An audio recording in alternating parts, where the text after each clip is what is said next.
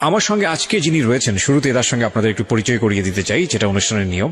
কথা না বাড়িয়ে আমি তার সঙ্গে আপনাদের পরিচয় করিয়ে দিচ্ছি। আপনার নামটা একটু বলেন। আমার নাম শিমু। শিমু। শিমু, বয়স কত আপনার? আমার বয়স 35। 35 বছর বয়স। আপনি আমার এই অনুষ্ঠান অনেক দিন যাবৎ শুনছেন, প্রায় 5-6 বছর যাবৎ শুনছেন নিয়মিত। যখন একেবারে প্রথম দিকে শুনতেন তখন কি ভাবতেন যে এই অনুষ্ঠানে একদিন আপনি অতিথি হবেন? না, এটা ভাবতাম না, শুনতে ভালো লাগতো তাই শুনতাম। রাইট। এবং মজার কিছু ঘটনা আছে ওনার অনুষ্ঠান শোনার, যেটা আমি অনুষ্ঠানটা শুরুর আগে ওনার কাছ থেকে শুনছিলাম। যাই হোক, সেটা আমি আপনাদের সঙ্গে শেয়ার না করে ওনাকে বরং ফ্লোর দিতে চাই। আমি আপনাকে বলবো যে একেবারে আরামসে গল্প করবেন আপনি, একেবারে নিজের বাড়িতে যেভাবে মানুষ গল্প করে, নিজের জীবনের ঘটনাগুলো বলে, দিল খুলে মন খুলে কথাগুলো বলবেন, ঠিক আছে? জি, শুরু করুন আপনি, ছোটবেলা থেকে যেখান থেকে মনে পড়ে। আমার ফ্যামিলিতে হচ্ছে আমরা 4 ভাই 4 বোন। আমার আব্বু হচ্ছে বিজনেস করতো।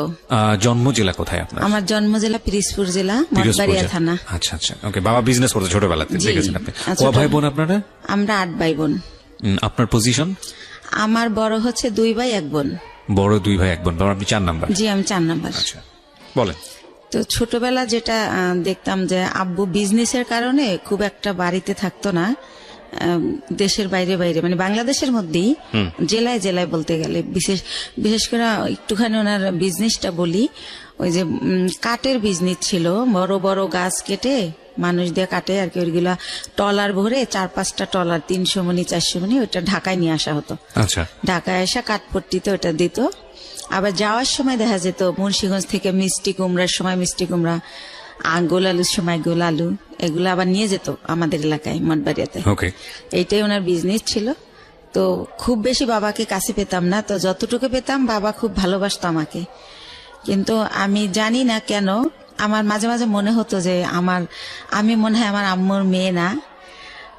আমার আম্মু আমি স্কুলে যাই সেটা চাইতো না। আমি সকালবেলা মাদ্রাসায় যেতাম পড়তে, আমার খুব ভালো লাগতো। আমার আম্মু সেটাও পছন্দ করতো না।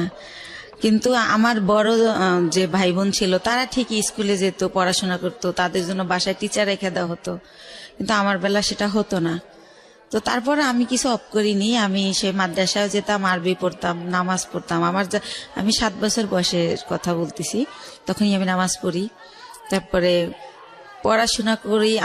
আমাদের বাড়িটা একটু বলি, আমার বাড়িটাকে সবাই বলে বড় বাড়ি, মানে খুব বংশীয় একটা পরিবার আমাদের। আমার এক দাদা ছিলেন কারিয়ানা পাস, সেজন্য সবাই বলতো কারি সাহেব ওনাকে, উনি চাচাতো দাদা। আর সে কারণেই আমাদের বাড়িতে একটা মসজিদ আছে। এই যে চ্যানেল আইতে রোজার সময় যে মসজিদের কারুকার্য দেখায়, সেখানে আমাদের মসজিদটা সারা বাংলাদেশের মধ্যে নাকি বিশ্বের মধ্যে, আমার এটা মনে নেই, পেপার আসছিল 10 নম্বর স্থান। পারিবারিক মসজিদ, ছোট্ট একটা মসজিদ, বাট তার কারুকার্য আনকমন, অনেক আগের। সে কারণে এটা এভাবে হাইলার দেখানো হয়েছে। জি। তারপরে প্রাইমারি স্কুল আমাদের বাড়ির উপরেই। তো ওই স্কুলে আবার টিচার আমার ফুফুরাই, এরকম গভর্নমেন্ট স্কুল এটা। তো স্কুলে দেখা যেত আমি খুবই একটু মানে ছেলেদের মতো আমার চলাফেরাটা ছিল। যেমন অনেক টিফিনের সময় সবাই খাবার খেত, আমি কোন গাছে আমলকি হয়েছে, কোন গাছে এটা সেটা ফল পেরে আনতাম। তো এই জন্য স্যারদের খুব বকাও খাইতাম সবসময়। তো যাই হোক, এভাবে কাটে। তো ওই যে বললাম বাবাকে খুব কম পাই। তো একটা কথা মনে পড়ে বাবার, যে সে যখন যাইতো বাড়িতে ঢাকা থেকে, তো ওই কাপড়ের ক্ষতি বলতো তখন, টাকা নেওয়ার জন্য আর কি, ওইটা ভোরে টাকা নিয়ে যেত। আচ্ছা। তো ওই টাকা আমাদের খাটের উপর ঢালতো, সবাই মিলে গুছাইতো আর কি, সাইজ করতো যে এটা এত নোট, এগুলো দেখতাম। তখন মনে হতো যে আমরা তো অনেক বড় লোক, আমার বাবার এত টাকা, কত টাকা হবে এটা তো বুঝতাম না, ছোট মানুষ আমি। আচ্ছা। তো এরকম। আর আমার বাবা বংশের বড় ছেলে, সেই সুবাদে তারে সবাই বড় মেয়া বলে ডাকে। আচ্ছা। তো সেই সুবাদে আমরাও খুবই সম্মান পাই, বাইরে বের হলে সবাই খুব স্নেহ করে যে বড় মেয়ের মেয়েটা। তো এরকম। তো এর মধ্যে মধ্যে আমি যখন ক্লাস 5-এ, তখন আমার বড়াপুর বিয়ে হয়ে যায়। তারপরে হচ্ছে আমি যখন ক্লাস 7-এ পড়ি, তখন একদিন আমি স্কুল থেকে এসে দেখি যে বাসায় কয়েকজন লোক ড্রয়িং রুমে বসা, টুপি টুপি পরা। তখন আমার বড় বোন আমার কাছে একটা পেপারস নিয়ে যায় যে এখানে একটা সই দে। তো আমি বলি, রে কিসের সই, ওনারা কারা? তো বলে সই দিতে বলছি, সই দে, তোরা তো কিছু জানি না, লাভ আছে। আমাকে তাদের সামনেও নেয়নি, ঘরেই আমার বোন কাগজটা নিয়ে যায়। তখন আমি সই দেই। কিছুদিন পরে আমি শুনি যে আমার বিয়ে হয়ে গেছে। বিয়ে কি বা পুরো মানে ওই ছেলেটাও এখানে আসে নাই। তো কার সাথে বিয়ে হয়েছে কি আমি কিছুই জানতাম না। যেটা হয় এলাকায় এটা ছড়াই যায় যে আমার বিয়ে হয়েছে। স্কুলে গেলে সবাই বলে এই তোর নাকি বিয়ে হয়ে গেছে। তো বিয়ে কি এটাই তো আমি জানি না। তা আমি বলি যে কি বিয়ে হয়ে গেছে, কার সাথে বিয়ে হয়েছে, বিয়ে কেমনে হয়? বরাবরই তো দেখছি দুলাভাইয়ের সাথে বিয়ে হয়েছে, তো আমি তো এরকম দেখি নাই কিছু। তো এভাবে বলি। তো একটা সময় আমি আমার আম্মুকে অনেক একটু রাগ করেই বলি যে আমার নাকি বিয়ে দিয়ে দিছো, সবাই বলে এখন আমি আর স্কুলে যেতে পারি না, আমার লজ্জা করে, জিজ্ঞেস করে তোর জামাই কেমন এই সেই। তো আম্মু বলে যে এত কথার দরকার নাই, বিয়ে হয়েছে কিনা সময় হলে বুঝাই বলবো। তখন আপনি কোন ক্লাসে পড়েন? ক্লাস 7-এ। ক্লাস 7-এ পড়েন। আচ্ছা, ছোটবেলা। তো এটা আপনাকে কিছুই বলা হয়নি, শুধু বলছে সিগনেচার করো? এরকম কিছুই হয় না, শুধু সিগনেচার। ধর্মীয় বিধান মতে এটা বিয়ে না, মানে আপনারা যদি বিয়েটাকে যদি আপনারা ধর্মীয় বিধানের জায়গা থেকে বলেন, আমাদের ধর্ম অনুসারে এটা বিয়ে হয়নি। এটা আমি ক্ষুদ্র জ্ঞানে বলছি, কিন্তু এটার মধ্যে যদি কোনো সীমাবদ্ধতা থাকে সেটার জন্য আমি ক্ষমা চেয়ে নিচ্ছি। বিশেষ করে এটার ব্যাপারে ভালো বলতে পারবেন যারা ইসলামী স্কলার তারা। আর রিলিজিয়নের জায়গার বাইরে এসে যদি আমরা লিগ্যাল জায়গা থেকে বলি তাহলে এটা একটা মারাত্মক রকমের অন্যায়, এবং লিগ্যাল জায়গা থেকে তো এটা বিয়ে হওয়ার প্রশ্নই ওঠে না। তো সেই জায়গাটা থেকে মেয়েটা যদি ক্লেইম করে যে আমার সাথে এরকম আচরণ করা হয়েছে, তাহলে পরিবারের প্রত্যেকটা সদস্য ফেঁসে যাবেন, আইনগতভাবে ফেঁসে যাবেন। এবং এই কথাগুলো আমি এই কারণেই বলছি যে বাংলাদেশের এখনো এই ধরনের ঘটনা ঘটে। প্লিজ এইসব জায়গা থেকে সাবধান থাকবেন।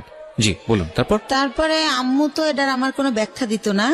তো যখন আমার আব্বুকে আমি জিজ্ঞেস করি যে আব্বু বউ সাজে, শাড়ি পরে, 2জন বর বউ থাকে, তারপরে বিয়ে হয়, তো আমার বলে বিয়ে হয়েছে, তো কই এগুলা তো কিছু করেন নাই। তখন আব্বু বলে যে নাবালক যদি হয় মেয়ে, সেই ক্ষেত্রে গার্জিয়ানরাই সব, তুমি তো নাবালক, সেজন্য তোমার এগুলো হয়নি, বড় হও তখন এরকম ভাবে আবার অনুষ্ঠান করবো আমরা। তো এতটুকুই জানা হয়। তো এর মধ্যে কি হয় যে আমি যখন ক্লাস 8-এ, তখন ওই লোকের আর কি ভাই হচ্ছে চেল্লায় আসে ঢাকাতে। তো আসলে আমাকে নিয়ে যাবে ওদের দেশে। তখন যখন কোন লোকের ভাই এটা? ওই আমার হাজবেন্ডের ভাই। হাজবেন্ডের নাম কি ছিল? হাজবেন্ডের নাম ছিল জাহিদ। আচ্ছা, তো জাহিদের ভাই মানে আপনার ভাসুর? জি, আমার ভাসুর। আচ্ছা। তো উনি আর কি আসে ঢাকাতে, তো আমাকে নিয়ে যাব ওনার সাথে। তো আমার আবার একটা অভ্যাস ছিল, এটা ভুলে গেছি বলতে, যে ছোটবেলা খুব বেড়ানের শখ, কেউ গেলে তার পিছে পিছে চলে যেতাম। আব্বু কোথাও যেতে নিলে আব্বুর পিছে, হয়তো খালি গায়ে আমি, কিন্তু দৌড় দিতাম যে আমার নিয়ে যাও। তো শুনলাম একটা দেশে যাব, নতুন একটা দেশ, ওদের বাড়ি পাবনা জেলাতে। তো আমি খুব খুশি, তো ওনার সাথে গেলাম। তো যাওয়ার পরে গ্রামে যেটা হয়, সবাই শুনছে যে আমি জাহিদের ওয়াইফ। তখন সবাই বলে যে মেয়ে, এত সুন্দর একটা মেয়ে, ওই সময় তো ছোট ছিলাম, সুন্দর ছিলাম, তো এত সুন্দর একটা মেয়ে পাগলটার সাথে কিভাবে দিল এর বাবা মা।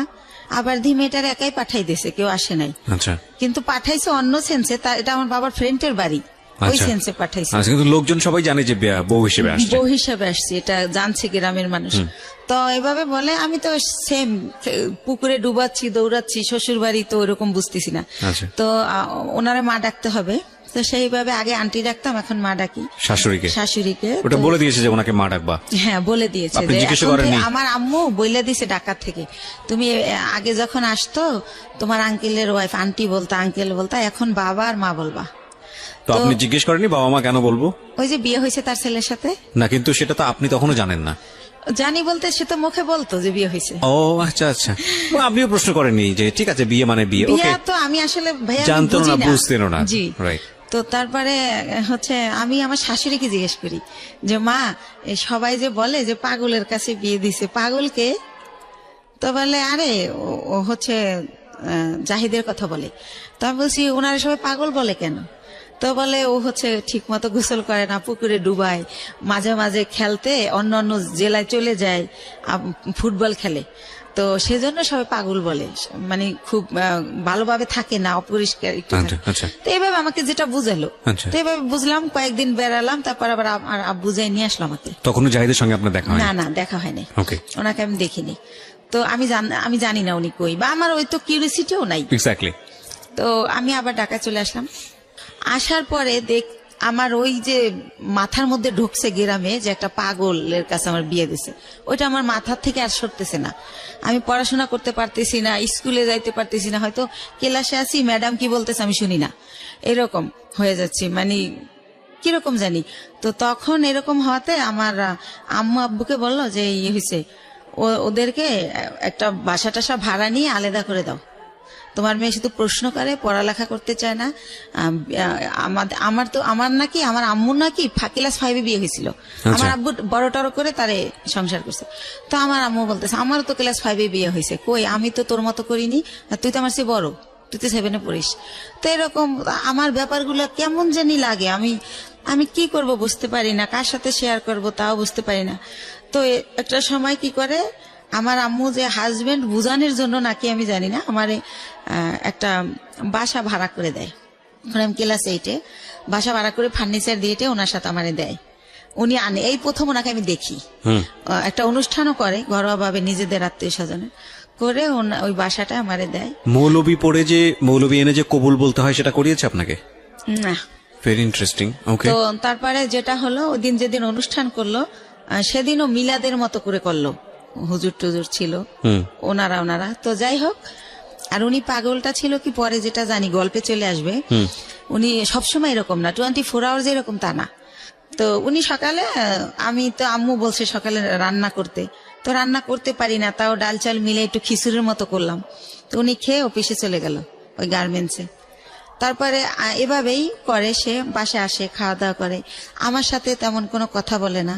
এরকম পরের রাতে আবার দেখলাম কি, আমার একটা ছবির অ্যালবাম ছিল ফ্রেন্ডদের সাথে, কাজিনদের সাথে, ওইটা উনি টেনে টেনে ছেড়ে, তো ওই কাগজ ছেড়লে একটা আওয়াজ হয়, তো আমি ঘুমাই পড়ি কিন্তু এই আওয়াজে জেগে যাই। তখন আমি বলি যে আপনি এগুলো ছেড়েন কেন, কি হয়েছে আপনার?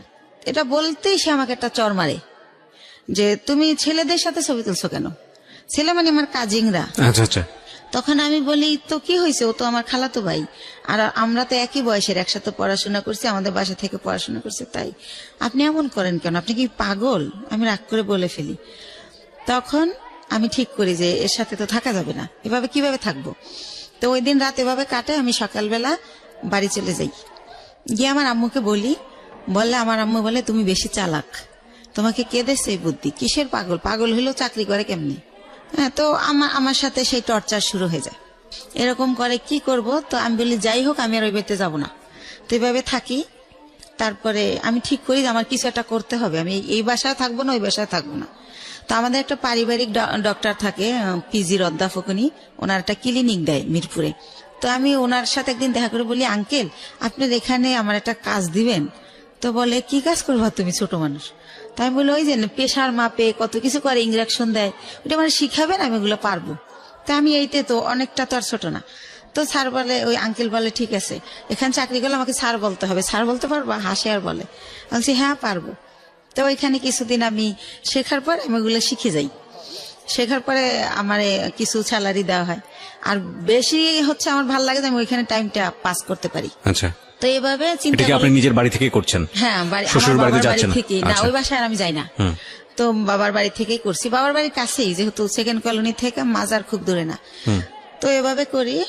তো আমার বাবা জানতে চায় কেন করি, আমি বলি যে ডাক্তারি পোশাক, নার্সের পোশাক আমার ভালো লাগে, তো তাই করি, আমার খুব ভালো লাগতেছে।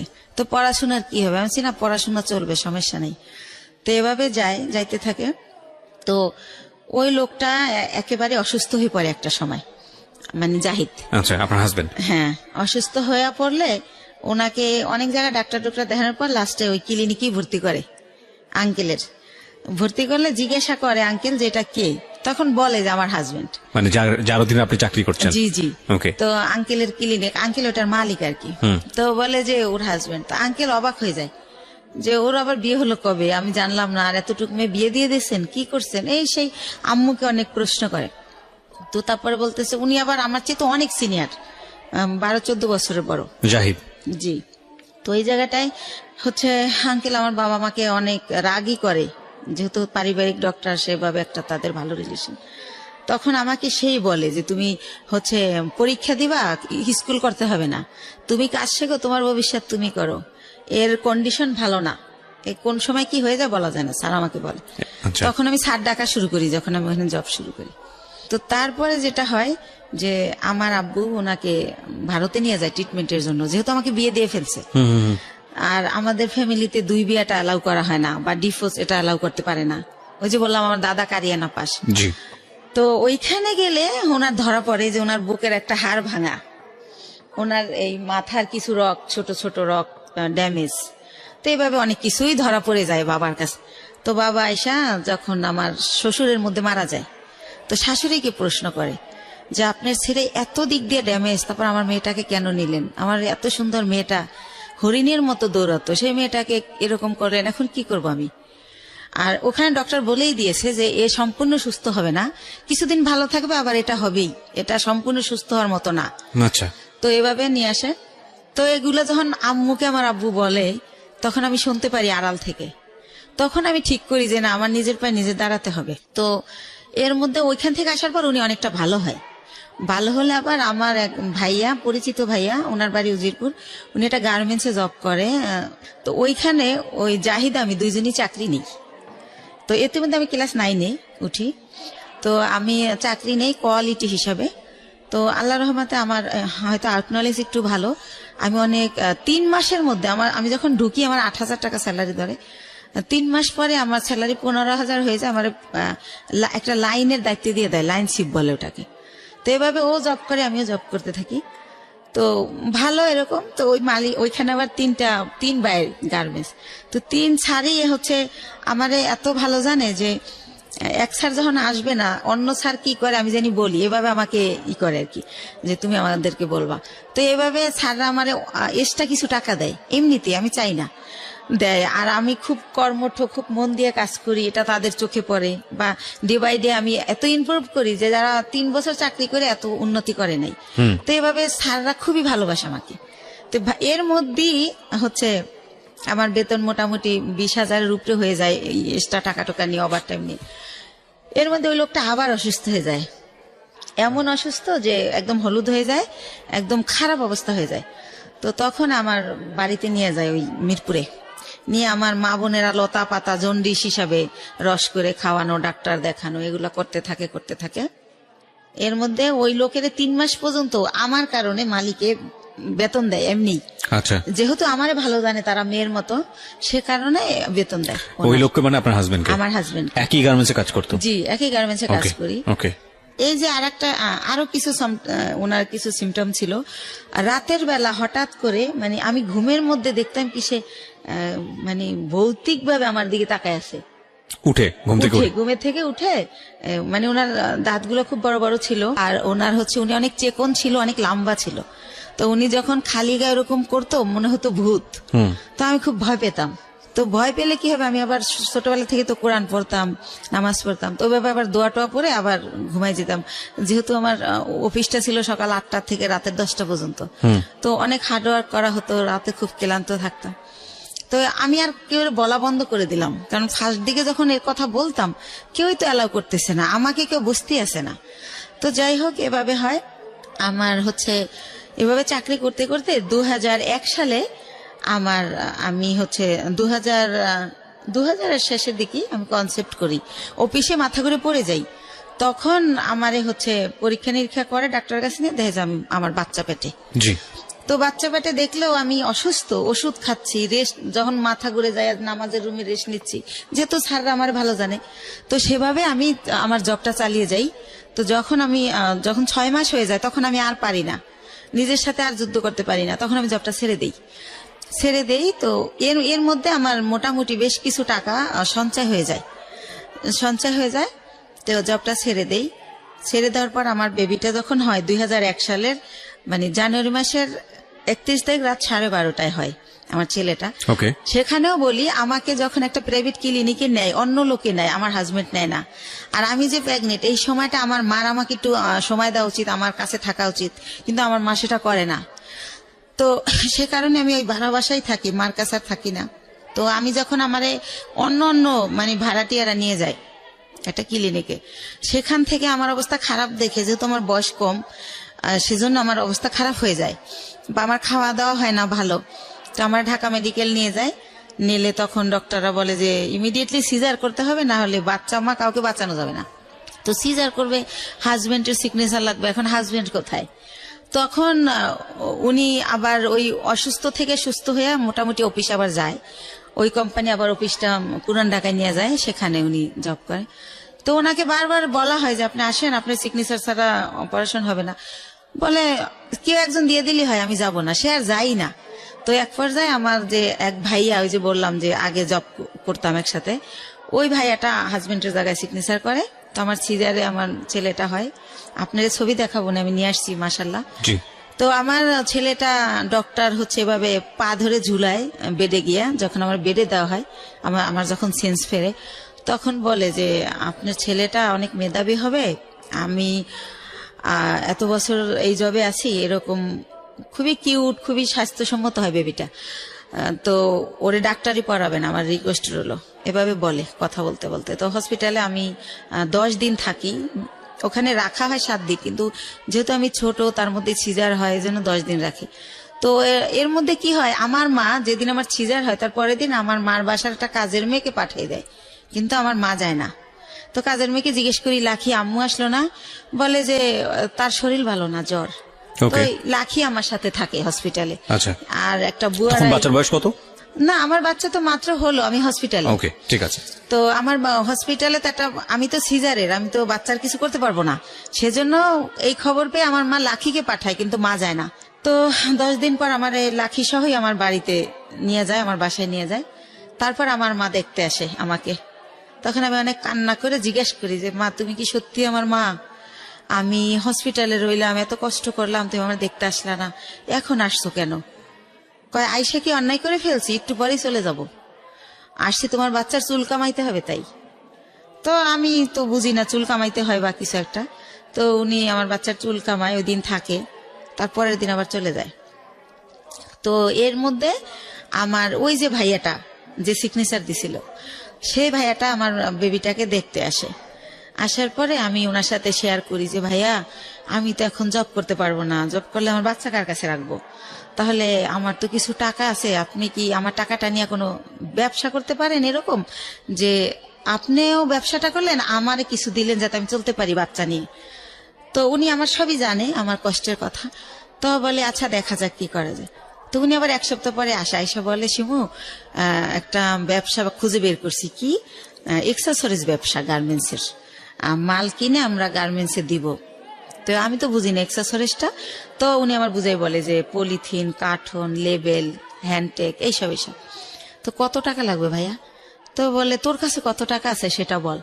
তাই আমি বলি আমার কাছে মনে হয় 60-70 হাজার টাকা আছে, এটা হবে? তো বলে যে হ্যাঁ, এটা দিয়েই শুরু করি, প্রথম দেখি কি হয়। তো আল্লাহ রহমতে উনি শুরু করলে প্রায় আমার খরচও চালায়। এরপরে উনি 6 মাস পরে বলে যে প্রায় আমাদের পুঁজি হয়ে গেছে 3 লাখ টাকার মতো 6 মাসের মধ্যে। তো অনেক ভালো লাভ। তো তখন বলে যে আরো টাকা ইনভেস্ট করলে ভালো হতো। তো আমার বাবার দেওয়া কিছু গয়না থাকে আমার, সেই গয়নাগুলো আমি বিক্রি করে আরো টাকা ওইখানে ঢুকাই। তো এরকম করতে করতে আমার বাচ্চাটা, মানে আমার ছেলেটার বয়স হয়ে যায় 2 বছর। 2 বছর, ওকে, 2 বছর হয়ে যায়।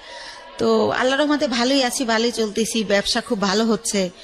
তো এভাবে তো আমি বলি যে ভাইয়া এখন একটা অফিস নেন, তাহলে আরো ভালো হবে। তো ভাইয়া কি করে, একটা আরামবাগে ছোট একটা অফিস ভাড়া নেয়, কার্ড ছাপায়, ভিজিটিং কার্ড, কোম্পানির একটা নাম দেয়, স্বদেশ ইন্টারন্যাশনাল। তো এইভাবে একটা নাম দিই আমরা। তো তারপরে যেটা হয় যে ব্যবসা কি হয়, যে টাকা যায় তার চেয়ে আমরা 3 ডবল মাল বাকি আনা যায়। ধরেন 1 লাখ দিয়ে 3 লাখ টাকার মাল বাকি আনা যায়। এভাবে আমরা আবার কোম্পানির মাল দেই। এভাবে করতে করতে আল্লাহর রহমতে আমাদের পুঁজি প্রায় সেই 30-40 লক্ষ টাকা হয়ে যায়। যেহেতু আমরা কম পুঁজি খাটাই ভালো ব্যবসা করতেছি, যেহেতু আমাদের লেনদেন ভালো। এর মধ্যে আমাদের 3টা কর্মচারী নিয়ে নেয় ভাইয়া, একটার নাম স্বপন, একটা বাপ্পি, আর একটা রেজা। তো এভাবে ভালো ব্যবসা চলতেছে। তো আমার ছেলেটা 2 বছর যখন হয়, ও একা একা পেন্সিল খাতা দিয়ে বসাই দিয়ে খেলতে দেখি যে ও সরল লিখে ফেলে। এভাবে তো দেখি যে আব্বু এরকম করো, তো লেখে। তো তখন আর ওরে আমি বলি আমার ভাইয়াকে যে ভাইয়া ওরে না স্কুলে দিয়ে দেই, কিন্ডারগার্টেনে, ও তো লেখা শিখে গেছে। কয় দূর হবো এত তাড়াতাড়ি না।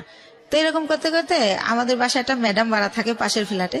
তো ম্যাডামকে বলি, ম্যাডাম কয় ওর পরীক্ষা দেওয়া লাগবে না, এমনি নিয়ে যায় নাইসেন, ভালো হবে, এতে ওর শেখা হলো, সামনের বছর ভর্তি করবেন। তো এইভাবে নিয়ে যেতাম, আসতাম, ফিটার নিয়ে যেতাম ব্যাগে করে, ওর ফিটার খাওয়াতাম টিফিনে। তো এভাবে ওরা সবাই আদর করে। ওর নাম হীরামণি। তো ওর নাম হীরা, তো আদর করে সবাই হীরামণি ডাকে। তো এরকম একটা পজিশনে আমার বাবা শোনে যে আসলে আমার বেশ কিছু টাকা হয়েছে, আমি ভালো বিজনেস হচ্ছে আমার, আমি খুব ভালো আছি। তো আমার বাবা আমাকে বলে কি যে ওই যে কারি দাদু, সেই দাদু মারা গেছে, দাদুর ছেলেরা সব আমেরিকায় সেটেল, তো তাদের কিছু জমি বিক্রি করে চলে যাবে, একেবারেই কম দামে দিয়ে দিবে যদি নিজেরা নেয় যারা বেলাডের। তো আমার বাবা আমাকে বলে যে হচ্ছে এরকম জমি বিক্রি করবে, তো তুমি কি কিনবা? তো আমি ভাইয়ের সাথে আলাপ করি, তো ভাই বলে যে জমি তো আর কিনলে ফালানো যায় না, কিনতে পারিস যেহেতু কম দাম। তো মাত্র 1 বিঘা জমি মাত্র 45,000 টাকা দাম। তো ওই 45,000 টাকা দিয়ে আমার বাবাকে আমি দেই, আমার বাবা জমিটা আমার নামে কিনে, আমি যাইও না দেখিও না, ওই আমাদের পিরিজপুরে আর কি মঠবাড়িয়াতে। তো এইভাবে আমার জমিটা হয়। তো এরকম এর মাঝে মাঝে ওই যে লোক, এর আর একটা কথা ভুলে গেছি, এরপরে কি হয়, আমার বেবিটার যখন বয়স 1 বছর, তখন সবাই বলে যে একটা বেবি হয়েছে, এখন ভালো হয়ে যাবে। তো উনি মাঝে মাঝে নাই হয়ে যায়, আবার চলে আসে, এভাবে আপ অ্যান্ড ডাউন চলতে থাকে। তো অনেকে বলে যে বিজনেসে ঢুকাইতে, তো আমি দেই না, কারণ তো ওনার তো ব্রেন ঠিক নাই, তো সেজন্য দেই না, যে না উনি মাঝে মাঝে জব করে আবার চলে যায় আবার আসে।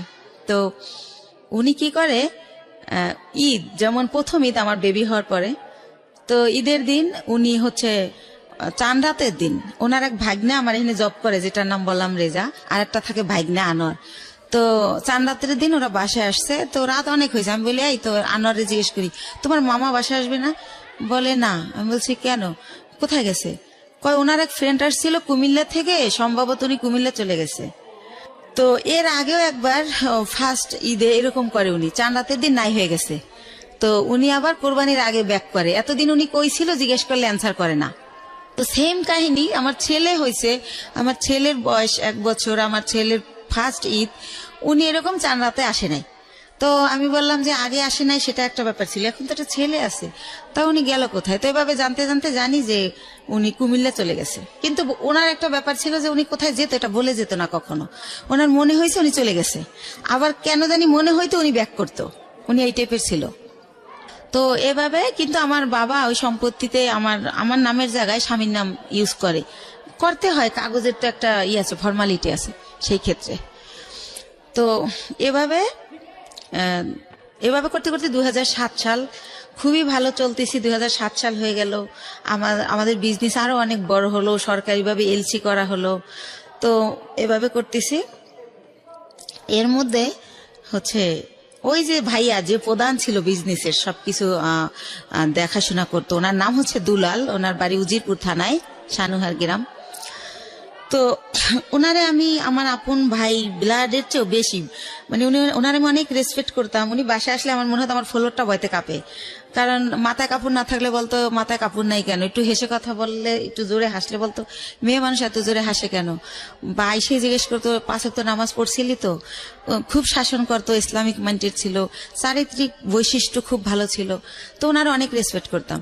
তো উনি ছিল আমার সবকিছু। কোথায় কি আমি তো আর অত বুঝি না, মেয়ে মানুষ, বিজনেসটা উনি করতো, কিন্তু টাকা পয়সা যখন শর্ট পড়তো আমি ফ্রেন্ড সার্কেল দেখা দাঁড় করতাম, এরকম করে দিতাম, আবার ব্যাংক লোন করতাম, এরকম ভাবে চলতো। কখনো গহনা বিক্রি করতাম, এরকম চলতো।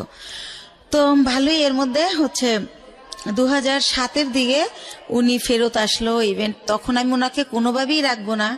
তো আমার বাবা মা সবাই বলল যে হচ্ছে শেষবারের মতো দেখো, এরপরে যদি চলে যায় তাহলে আর আমরাই ওনাকে কোনোভাবে আর অ্যালাউ করব না। তো সেবার উনি 3 মাস ছিল। আচ্ছা, 3 মাস কোথায় যেত আপনি জানতেন না? না না না, একদমই জানতেন না। ওনার বাবা মাও জানতো না, উনি যখন বিয়ের আগে ভাবে নাই হইতো, আচ্ছা, জানতো না উনি কোথায় যায়। তো যখন হচ্ছে 3 মাস ছিল, এবার 3 মাস থাকার পরে উনি আবার নাই হয়ে চলে যায়।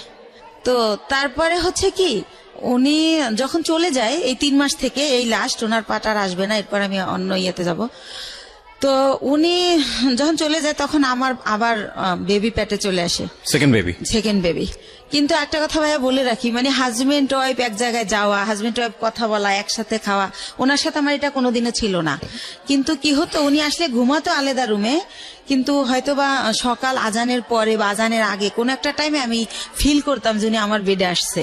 মানে হঠাৎ করে আচমকা শারীরিক সম্পর্ক? হ্যাঁ, হঠাৎ করে আসতো, উনি আমার সাথে ঘুমাতো না, আসতো, আমি টের পাইতাম। অনেক সময় আমি এমনও হয়েছে যে ওনাকে আমি মেরেছি, কারণ তুমি কেন আসলে আমি ঘুমাইছি, বাচ্চাকে ঘুম পাড়িয়ে, বা আমার শরীর খারাপ, হঠাৎ করে ঘুমের মধ্যে, তো আমার খারাপ লাগতো, আমি ধাক্কা টাক্কা দিতাম এভাবে।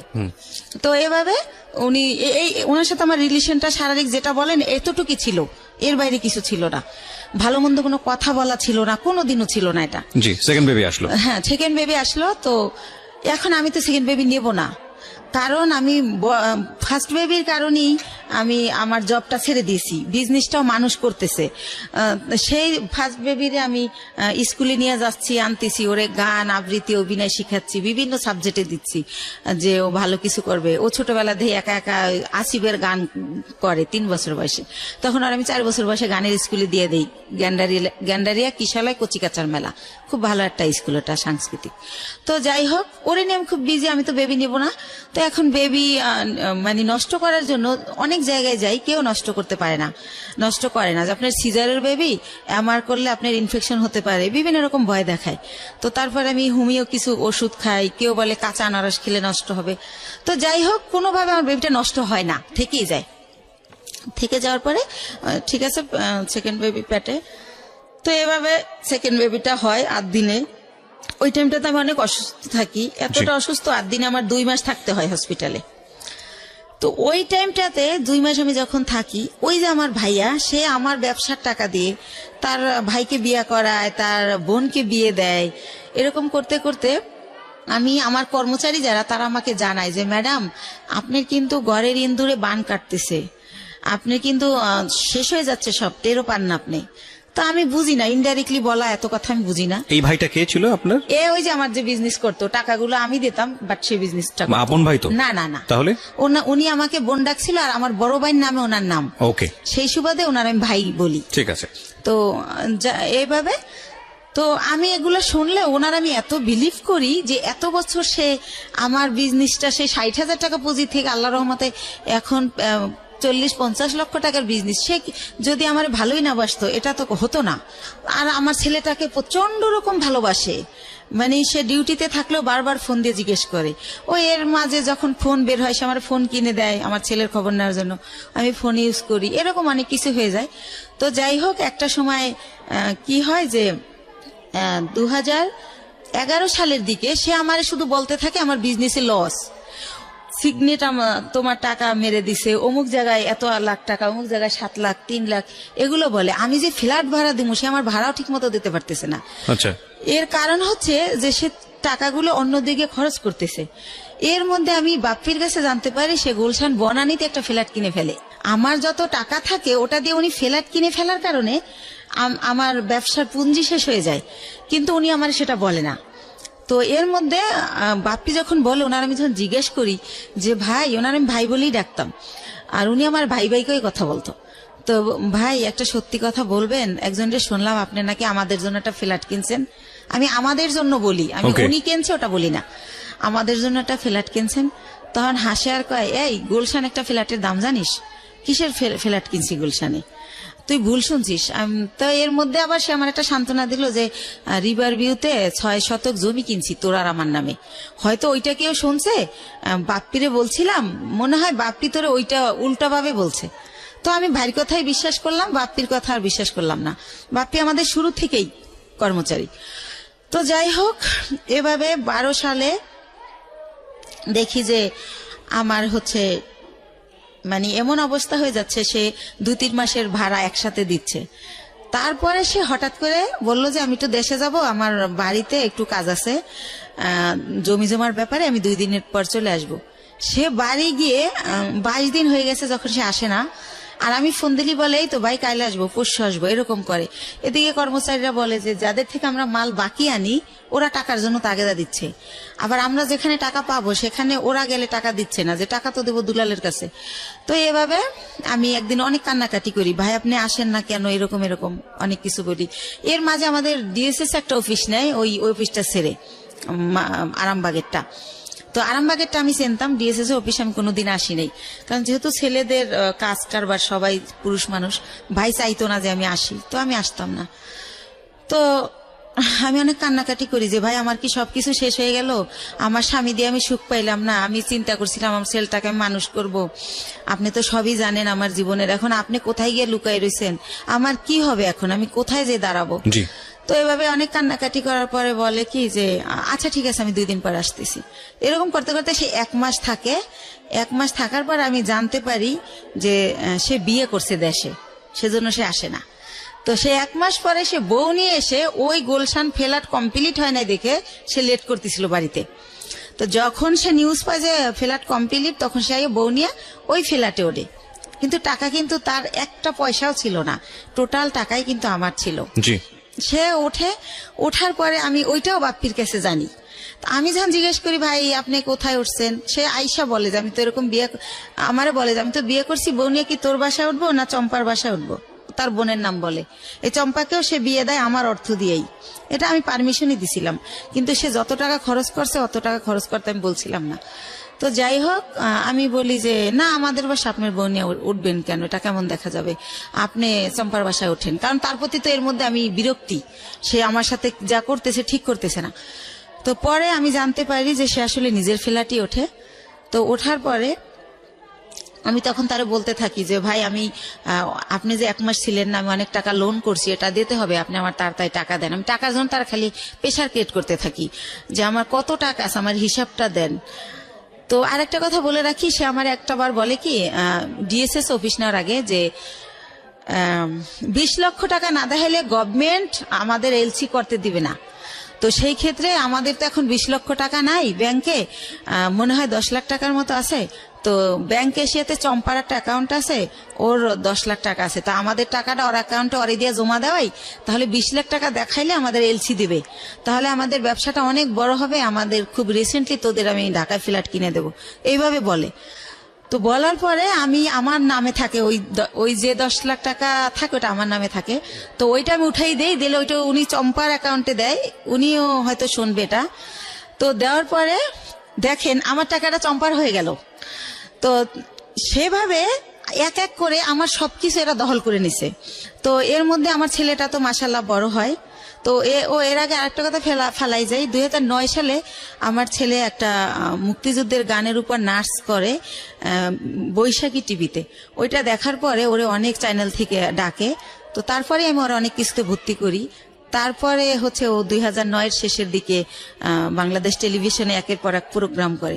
তো এই যে আমার টানাপোড়ের কারণে, আমি ছেলেকে নিয়ে দৌড়ানোর কারণে, আর আমার তো বিশ্বাস ছিল যে ভাই আমার সাথে বিশ্বাসঘাতকতা করবে না। তো এইভাবে আমার ছেলের এই যে গান অভিনয় করে, নাটক করে দিই। ঠিক আছে, বড় ছেলে না, 2 ছেলে? বড় ছেলেটা, ছোটটা না, ছোটটা ঘরেই থাকে, ওরে কোথাও নেই না, ও হয় ছোট, ওর ওই হিস্ট্রি বলবো না, চোখ ফোটে না, 7 মাসের সময় বের করে ফেলতে হয় আমার অসুস্থতার কারণে। কেন বলবেন, এটা আপনার লাইফের অনেক বড় পার্ট। এবং এই অপ্রাপ্ত বয়স্কে যে বাচ্চাটা হলো, এই বাচ্চাটার জন্য তো ভবিষ্যৎ অন্ধকার হয়ে যাওয়ার মতো অবস্থা, এবং আপনার জন্য সেটা অনেক বড় রিস্কি ছিল, বলেছেন আপনি। ইনফ্যাক্ট এতটুকু বলা ঠিক আছে। আচ্ছা ঠিক আছে। তো যাই হোক, আমি বলছিলাম না যে 2 মাস ছিলাম হসপিটালে, তো এই জন্য ছোট ছেলেটাকে কোথাও নেও না, কিছু শিখাইও না, বড় ছেলেটাই। তো এর মধ্যে হচ্ছে যেটা হয় যে আমি এখন 2 ছেলে নিয়ে কি করব। এর মধ্যে 8 সালের পরে আমার স্বামীর সাথে টোটালি আমার আর মানে কোনো খোঁজ কেউ দিতে চাইলে আমি নেই না, বা আমি এমন জায়গায় বাসা ভাড়া নেই যে সে জানি নাচে নেই, কারণ তার যে সিমটম এগুলো যেন আমার ছেলেরা না দেখে। আমার ছেলেরা জানি ভালোভাবে মানুষ হয়, আমি ওদেরকে মানুষ করব।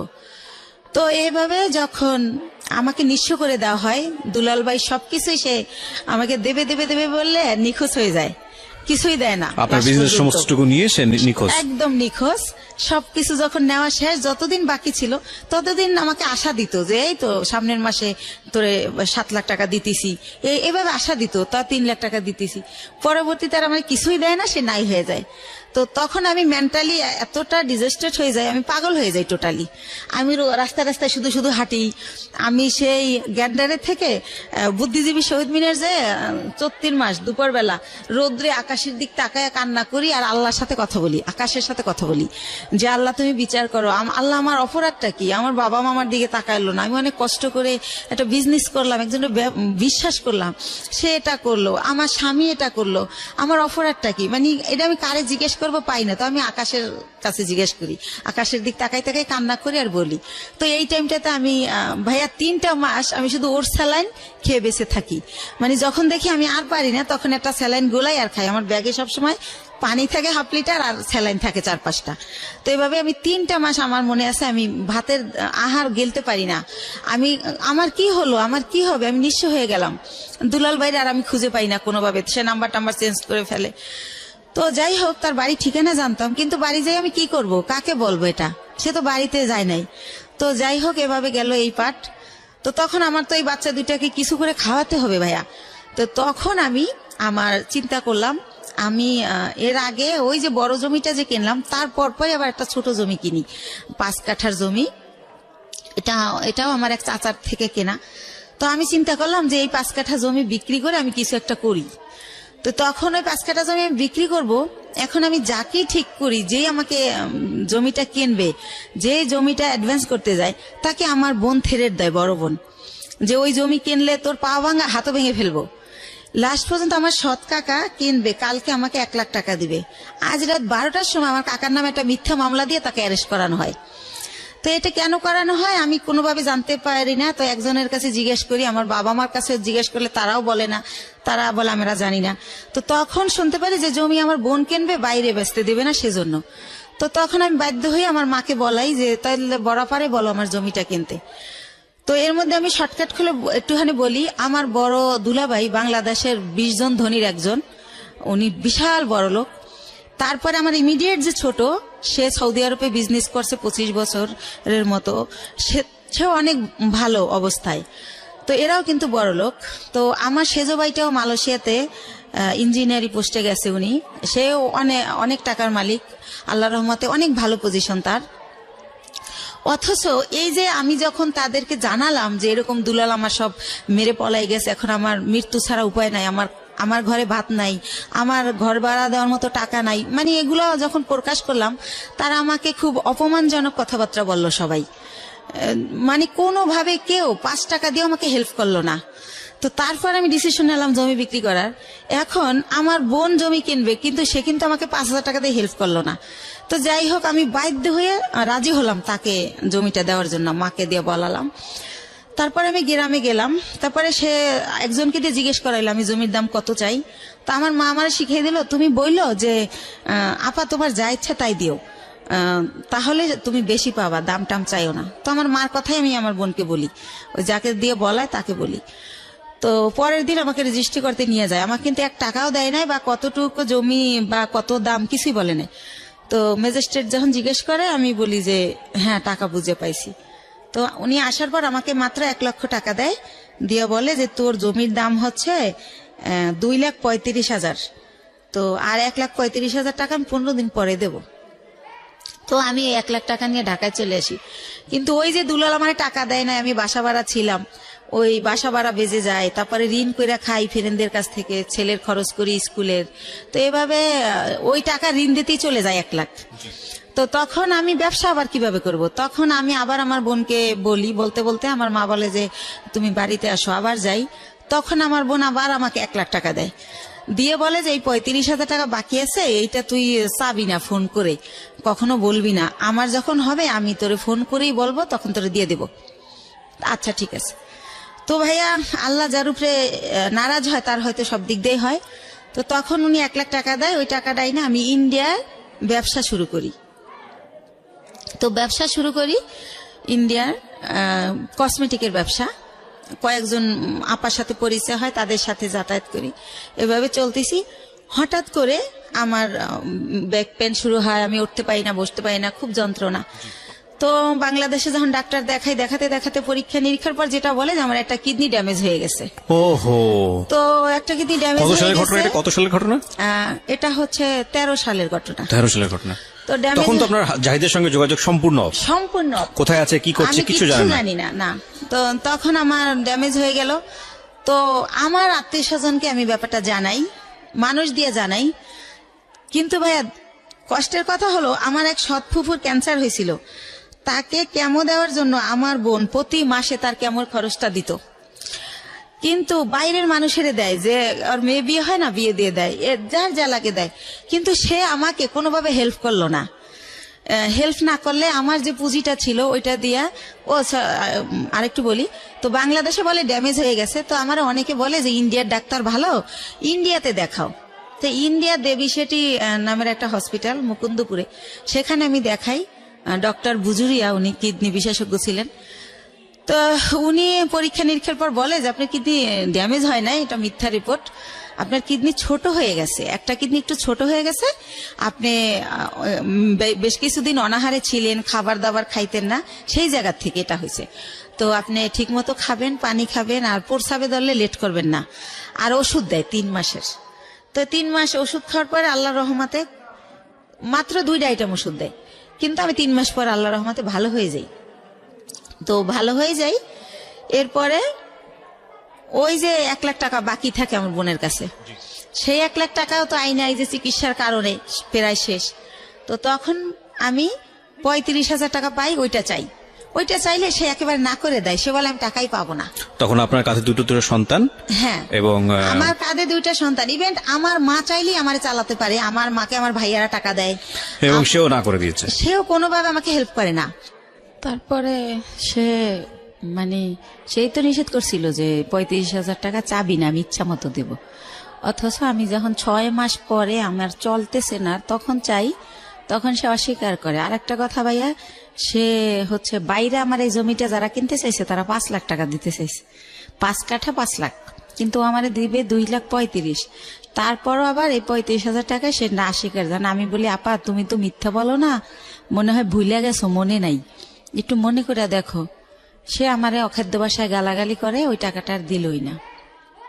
তো এইভাবে যায়। আর একটা কথা ভাইয়া, সে তারা মনে হয় নাম কেনে, শববরাতের পরে টেরাক বইরা গ্রামে গ্রামে কাপড় লুঙ্গি সবাইকে দেয় প্রতি বছর। তো আমি 2 বছর আগে, আমার ছেলে তো এবার দিল ইন্টার পরীক্ষা, তো ইন্টার যখন ফার্স্ট ইয়ারে ভর্তি করবো, তো ওই যে আমি অসুস্থ ছিলাম, আমার অনেক অভাব, তো তখন আমি ওরে বলি যে আমার ছেলেরে ভর্তি করব কলেজে, ভর্তির তোরা এমনি বলি ডাইরেক্ট যে তোরা তো সবাই জাকাত দেস, নাইলে তোদের জাকাতের টাকা থেকে আমার কিছু টাকা দে, আমার ছেলেটার ভর্তি করি। তো আমার 1 ভাই আর 2 বোনরে বলি। তো তারপর তারা আমার যেটা জানায় যে হাদিসে আছে যারা ব্লাড কালেকশনের, এদেরকে জাকাত দিলে জাকাত কবুল হয় না। এটা আমার জানা মতে এটা একটা ভুল ইনফরমেশন। এটা তো ভুল, জি জি, এটা আমিও জানি এটা ভুল, কিন্তু তারা এটা বলে। যাই হোক, তারপরে আমি যেমনি হোক ছেলেকে ভর্তি করি। তো এভাবে আবার ভর্তি করার পর বই কেনা হয় না দেখে ছেলে কলেজে যায় না, ছোট বোনের বাসায় একটা অনুষ্ঠানে যায়, সেখানে আমার যে ইমিডিয়েট বোনটা ও আসে। তো ওরে বলে যে তুই কলেজ যাওয়া শুরু করছিস? কয় না, আম্মু তো এখন আমার বই কিনে দেয় না, এই জন্য যাই না, যাবো কয়েকদিন পরে। আম্মুর তো অনেক সমস্যা, কি যে করব, মনে হয় কি পড়াশোনার দরকার নেই, একটা জব নিয়ে নিই। তো আমি তো ছোট মানুষ, আমার জব দিব কে? আমার বোন উঠে বলে কি যে তোর মার এত সম্পদ আছে, তোদের কিসের অভাব, সম্পদ বেচা তোর পড়ালেখা কর, তুই বড় হলে চাকরি করবি। এত সম্পদ নাই ভাইয়া, মাত্র ওই যে বলছিলাম আপনারা যে 1 বিঘা জমি কিনছিলাম 45,000 টাকায়, ওইটা এখন হয়তো 15-20 লাখ টাকা দাম উঠছে বাইরে, কিন্তু আত্মীয়রা কিনলে আবার দিব অর্ধেক দাম। তো এছাড়া আর নাই। তো এটা বলে আমার ছেলে খুবই কষ্ট পায়। তারপর আমার বাসায় এসে বলে যে আমরা যদি না খাই মারাও যাই, বা তুমি যদি বিনা চিকিৎসায় মারা যাও, রাস্তায় আমি ভিক্ষা করব, কিন্তু তোমার পরিবারের কাছে আর কিছু বইল না। তোমার বোন আমাকে এই কথা বলছে, আমার ছেলে অনেক কষ্ট পাইয়া বলে। তখন আমি বলি থাক, এগুলো মনে থাকবে, তুমি যদি কখনো বড় হও মনে রাখবা যে কে কি করছিল। তো এইভাবে গেল। তো আমার এই আমার বোনদের অবস্থা। ইভেন্ট তারা কোরবানি দেয়, আমার বড় বোন, এটা সবার জানা উচিত যে আসলে এরকম হয় না কি বোন বা ভাই বা পরিবার। আমার বড় বোন যেহেতু আমার বাবার দেশে অনেক জমি তার কেনা, সে কারণে সে কিছুদিন থাকে বরিশাল, কিছুদিন থাকে ঢাকা, ঢাকায়ও তার বাড়ি। তো সে ঢাকায় একটা গরু কোরবানি দেয়, একটা দেয় আমার বাবার বাড়িতে, একটা দেয় আমার গ্রামের এক কিনারে একটা হাই স্কুলে বিলিয়ে দেয়। অথচ আমি আপন বোন, আমারই কিন্তু 2 কেজি গোশ দেয় না যে আমার বাচ্চারা কি খাবে। বা এই যে গ্রামে বইরা ট্রাক বইরা কাপড় দেয়, কোনো সময় বলে না 2,000 টাকা দিলাম তোর 2 ছেলেরে 2টা শার্ট কিনে দিস, কখন এটা তারা করে না, এই হেল্প তো তারা করে না। আমার অনেক কষ্ট তো এই জন্য তাদের কাছ থেকে আমি একেবারেই দূরে আছি, কথাবার্তা বলি না। আর একটা কথা বলি, 3 বছর আগে একবার ঈদে দেশে গেছি, তো লঞ্চ স্টিমারে আমরা আসি, তো ঈদের সময় খুব ভিড় থাকে, আর ওই সময় কেবিনে অনেক বেশি ভাড়া নেয়, তো একটু কমলে ভিড় আসবো। তা আমি শুনি আমার মা কাজের মেয়েকে বলে, আমার বাড়িতে সবাই কাজের মেয়েরা কাজ করে, আমার মা বোঝে না যে আমি পিছনে, কাজের মেয়েকে বলে একটু কষ্ট করে কর, কি করবি। আমি ভাবছি আসছে 2 দিনের জন্য, 15 দিন হয়ে গেছে এখনো যায় না, আল্লাহই জানে কবে যাবে। মানে আপনার মা এটা বলছে? আমার মা বলে আমি 2 ছেলেকে নিয়ে বেড়াতে গেছি সেজন্য, তো আমি যে ভিড়ের জন্য ছেলেকে নিয়ে রিক্স যদি লঞ্চ ডুবে যায় সেজন্য আসতেছি না, কিন্তু আমার মা কাজের মেয়েকে এই কথা বলে, আমি নিজের কানে শুনি। তো এইটা শোনার পরেই আমি বলি যে রওনা করি, আমি বাবা চলো আমরা এখন চলে যাব। তো আমার আব্বু বলে যে এখন তো লঞ্চের টাইমও না, স্টিমার টাইম নেই, কিসে যাবা? তো আমি বলি আমি বাসে যাবো। কয় বাসের টিকিট আগে কাটতে হয়। আমি কই হাইটা যাবো ঢাকা। তো যাই হোক আমার আব্বা আটকায় যে কাল সকালে যাও। তো পরের দিন আর কি ঢাকা চলে আসি। তো যাই হোক এইভাবে গেল। এখন যেটা আসি সেটা হচ্ছে আমি তো তারপরে কি করব, আমার ওইভাবে আমি কিছু এনজিও থেকে ওই যে লোন দেয় আর কি, ওই এনজিও থেকে আশা বেরাক, ওইখান থেকে। এর মধ্যে আপনার হাজবেন্ডের সাথে কোনো যোগাযোগ নেই? একদম পুরো কোনো যোগাযোগ নেই। ওকে। বা সে যে তার যে বাচ্চা আছে তার খবরও সে নেয় না, কোনোভাবেই না। তো আমি লোন তুলে তো ব্যবসা শুরু করি, কসমেটিক্স এর ব্যবসা ইন্ডিয়া থেকে আইনা দোকানে দোকানে দেই, কিছু লাভ থাকে, ভালোই থাকে, চলতে পারি বাচ্চাদের নিয়ে। তো এভাবে ব্যবসা করতে থাকি। তো একা একা মাসে একবার ছেলেকে নিয়ে যাই, একবার আমি একা যাই, যেহেতু ছেলে পড়াশোনা করে, ছেলে তো সবসময় নেওয়া যায় না। তো এভাবে চলতেছি ভাইয়া, লোন টোন তুলে ব্যবসা করতেছি। তো এর মাঝে আবার কি হয়, আমার অনেক আগে আমার পায়ে একটা প্রবলেম হয়েছিল, কেউ একজন আমাকে মেরে এই গিটটা লড়াই দিছিল পায়ের। তো তখন ভালো হয়ে গেছিলাম। তো সেটা হচ্ছে কে একজনকে আমি নামই বলি, ওই যে আমার ভাই, যখন আমি তার একটু গালাগালি করছিলাম যে আপনি আমার টাকা দিয়ে ফ্ল্যাট কিনছেন আর আমার এখন ভিক্ষা করতে হবে, আমার কিচ্ছু নাই, আমি বাচ্চাদের নিয়ে কোথায় দাঁড়াবো।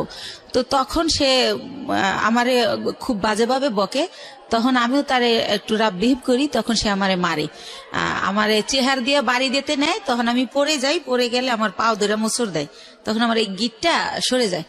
তো তখন আমি অনেক কান্না করি, আমার ছেলে খুব চিৎকার করে কান্না করে, আমার ছেলেকে আমি এত আদর করি, মানে কি বলবো, আর আমার ছেলে ওরকম। তখন বলে বাবা তোমার আম্মু নাটক করতেছে, অত ব্যথা পায় নাই। তখন ও বলে না মামা, আমার আম্মু সত্যি ব্যথা পাইছে, ও খুব কান্না করে। তারপর আমার সুমানা হসপিটালে নিয়ে গেলে ডক্টর জিজ্ঞেস করে এটা কিভাবে হলো। তখন আমারে মাপ চায়, দূরে থেকে হাত দিয়া, যে বলিস না, মাপ চায়। তো তখন আমি কি বলবো, তখন আমি ব্যাপারটা না বলে তো ডক্টর বুঝবে না। তখন আমি বলি কি আমার হাজবেন্ড আমাকে এভাবে মারছে, আসলে তো হাজবেন্ড না, হাজবেন্ডের সাথে আমার যোগাযোগই নেই। তো এইভাবে ওই ব্যথাটা ভাইয়া হঠাৎ করে, যেহেতু ইন্ডিয়া যাতায়াত তো জানেন, অনেক ঘন্টা বাসে বসে থাকতে হয়, তো অনেক ঘন্টা বসে আবার আসতে হয়, সে কারণে কিনা হঠাৎ করে আমার ওই বাম পাটা আবার প্রচন্ড ব্যথা।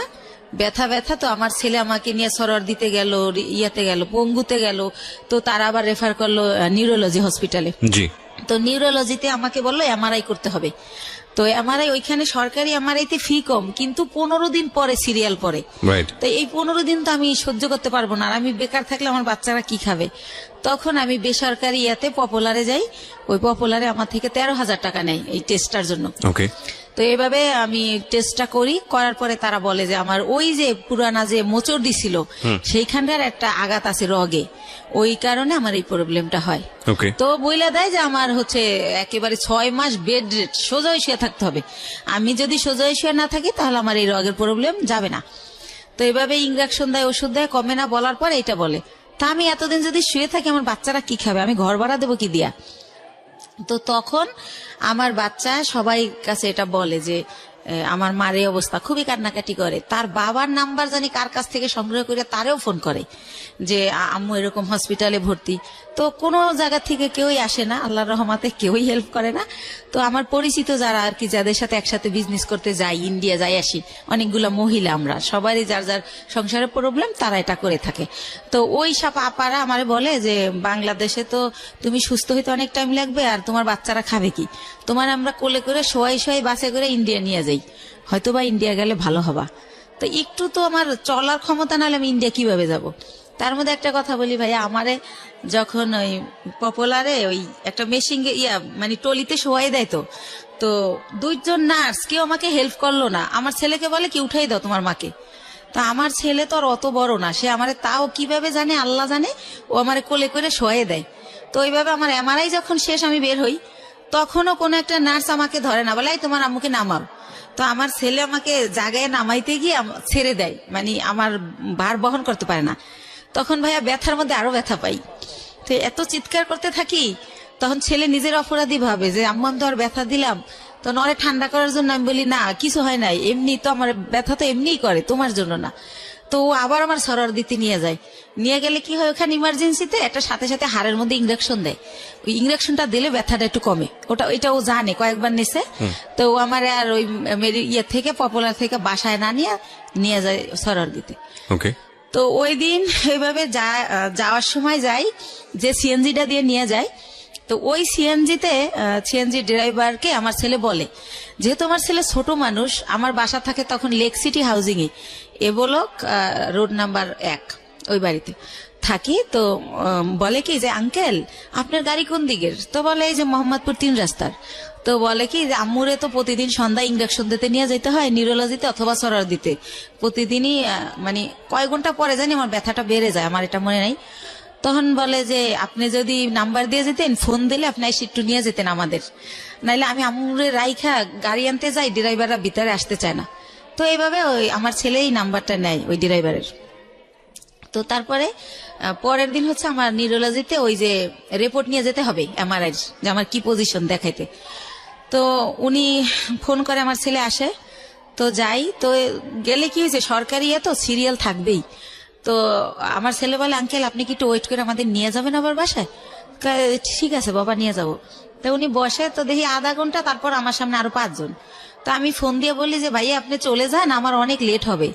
তো উনি বলে যে না আমি বসি, আপনি আবার পরে সিএনজি কোথায় পাবেন, তাছাড়া তো আমি আপনার সবসময় নিই। উনি ইচ্ছা করেই থাকে। তারপরে হচ্ছে এই লোকটা কি করে যে বসে থাকে। তো আমার যখন সব কাজ শেষ আমি আসি, তো আমি তো হুইল চেয়ারে থাকি, তখন আমি পায়ে হাঁটতে পারি না ভাইয়া, হুইল চেয়ারে আসি ওই গাড়ি পর্যন্ত। এখন ওই গাড়ি পর্যন্ত হুইল চেয়ার নামানো যাবে না, সিঁড়ি। তো সেজন্য আমার ছেলে তো আমার কোলে করেও নিতে পারতেছে না। তো আমার ছেলে বললো আঙ্কেল আপনি একটু আমার আম্মুর এক সাইড দিয়ে হাত ধরেন, আমি এক সাইড দিয়ে ধরি।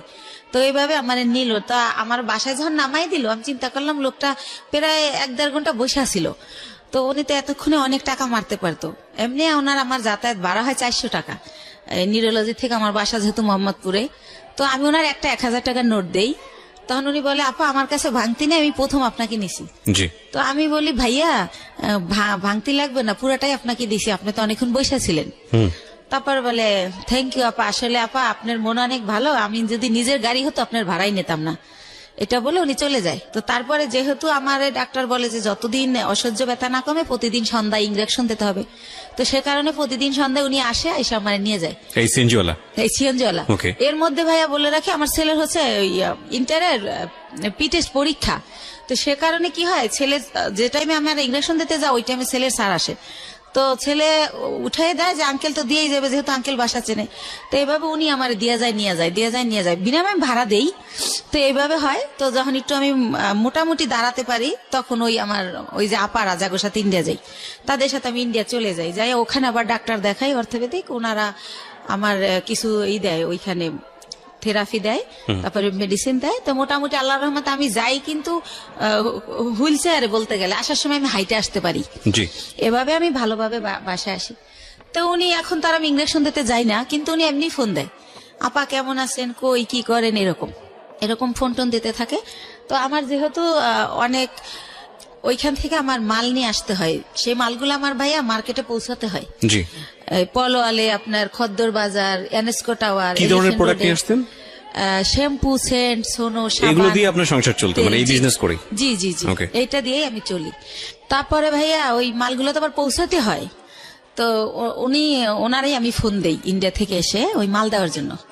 তো তারপরে এইভাবে ওনার গাড়িতেই এই মার্কেটেটা দেই, উনি ওয়েট করে, আবার ওই মার্কেটে যাই, উনি ওয়েট করে।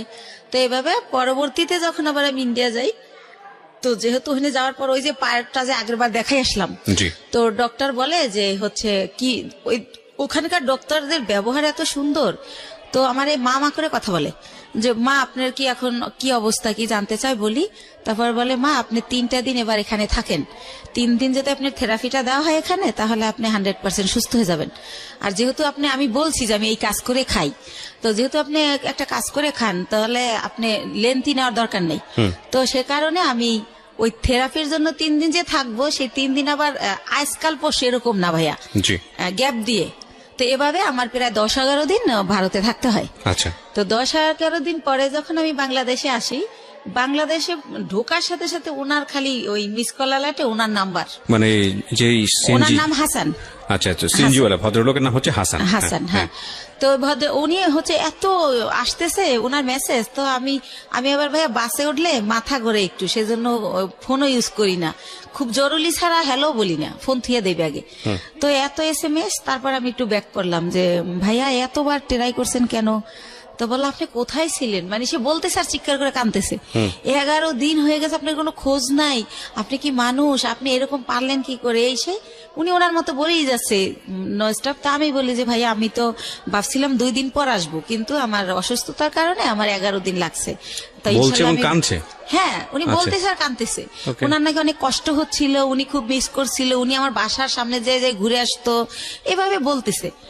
আমি অবাক হলাম যে ওনার সাথে তো আমার ওরকম কিছু না, জাস্ট কয়েকদিন ওনার গাড়িতে চড়ছি, এই তো। তো উনি এরকম কেন করলো বুঝলাম না, আমি নিজে নিজে গাড়িতে বসে এটা ইয়ে করতেছি। তারপর ওই আপাদের আমার পাশে সাজেদ আপা বসা, ওনারে শেয়ার করলাম যে আপা এরকম। তা আপা বললো ওই লোকটা তোমারে ভালোবাসে।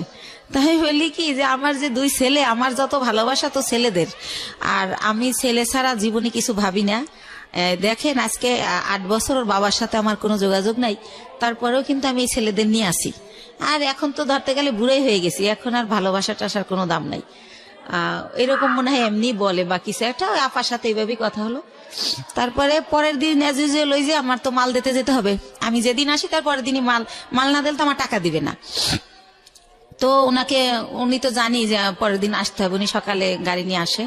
তো আমি বলি ভাইয়া আমার খুবই টায়ার্ড লাগতেছে, আপনি আমার দোকানগুলো তো চেনেন, স্লিপগুলো আমি দিয়ে দেই, আপনি মালগুলো দিয়ে আসেন, আপনার যা ভাড়া হয় আমি দিয়ে দেবো। আর আমি লগে গেল ভাইয়া মালগুলো উনি ক্যারি করে, উনি উঠাই দেয়, আমি আবার লেবার ওই শোরুমে ফোন দিলে ওরা লেবার পাঠায়, তো তাদের সাথে সাথে উনি ক্যারি করে। তো আমি কই আপনি ফোন দিলে আপনি একটা করে ফোন দিবেন, লেবার নামবে, এভাবে দিয়ে আসবেন। তো বলে আচ্ছা। তো এইভাবে উনি আমার মালগুলো দেয়। তো আমি আবার টেনশন করি যে আমি তো জীবনভর বিশ্বাস করে ঠকলাম, একজনকে বিশ্বাস করলাম, সে আমার নিজে বললো যে আমার 60 লাখ টাকা পুঁজি, সেইটা নাই, উদয় হয়ে গেল।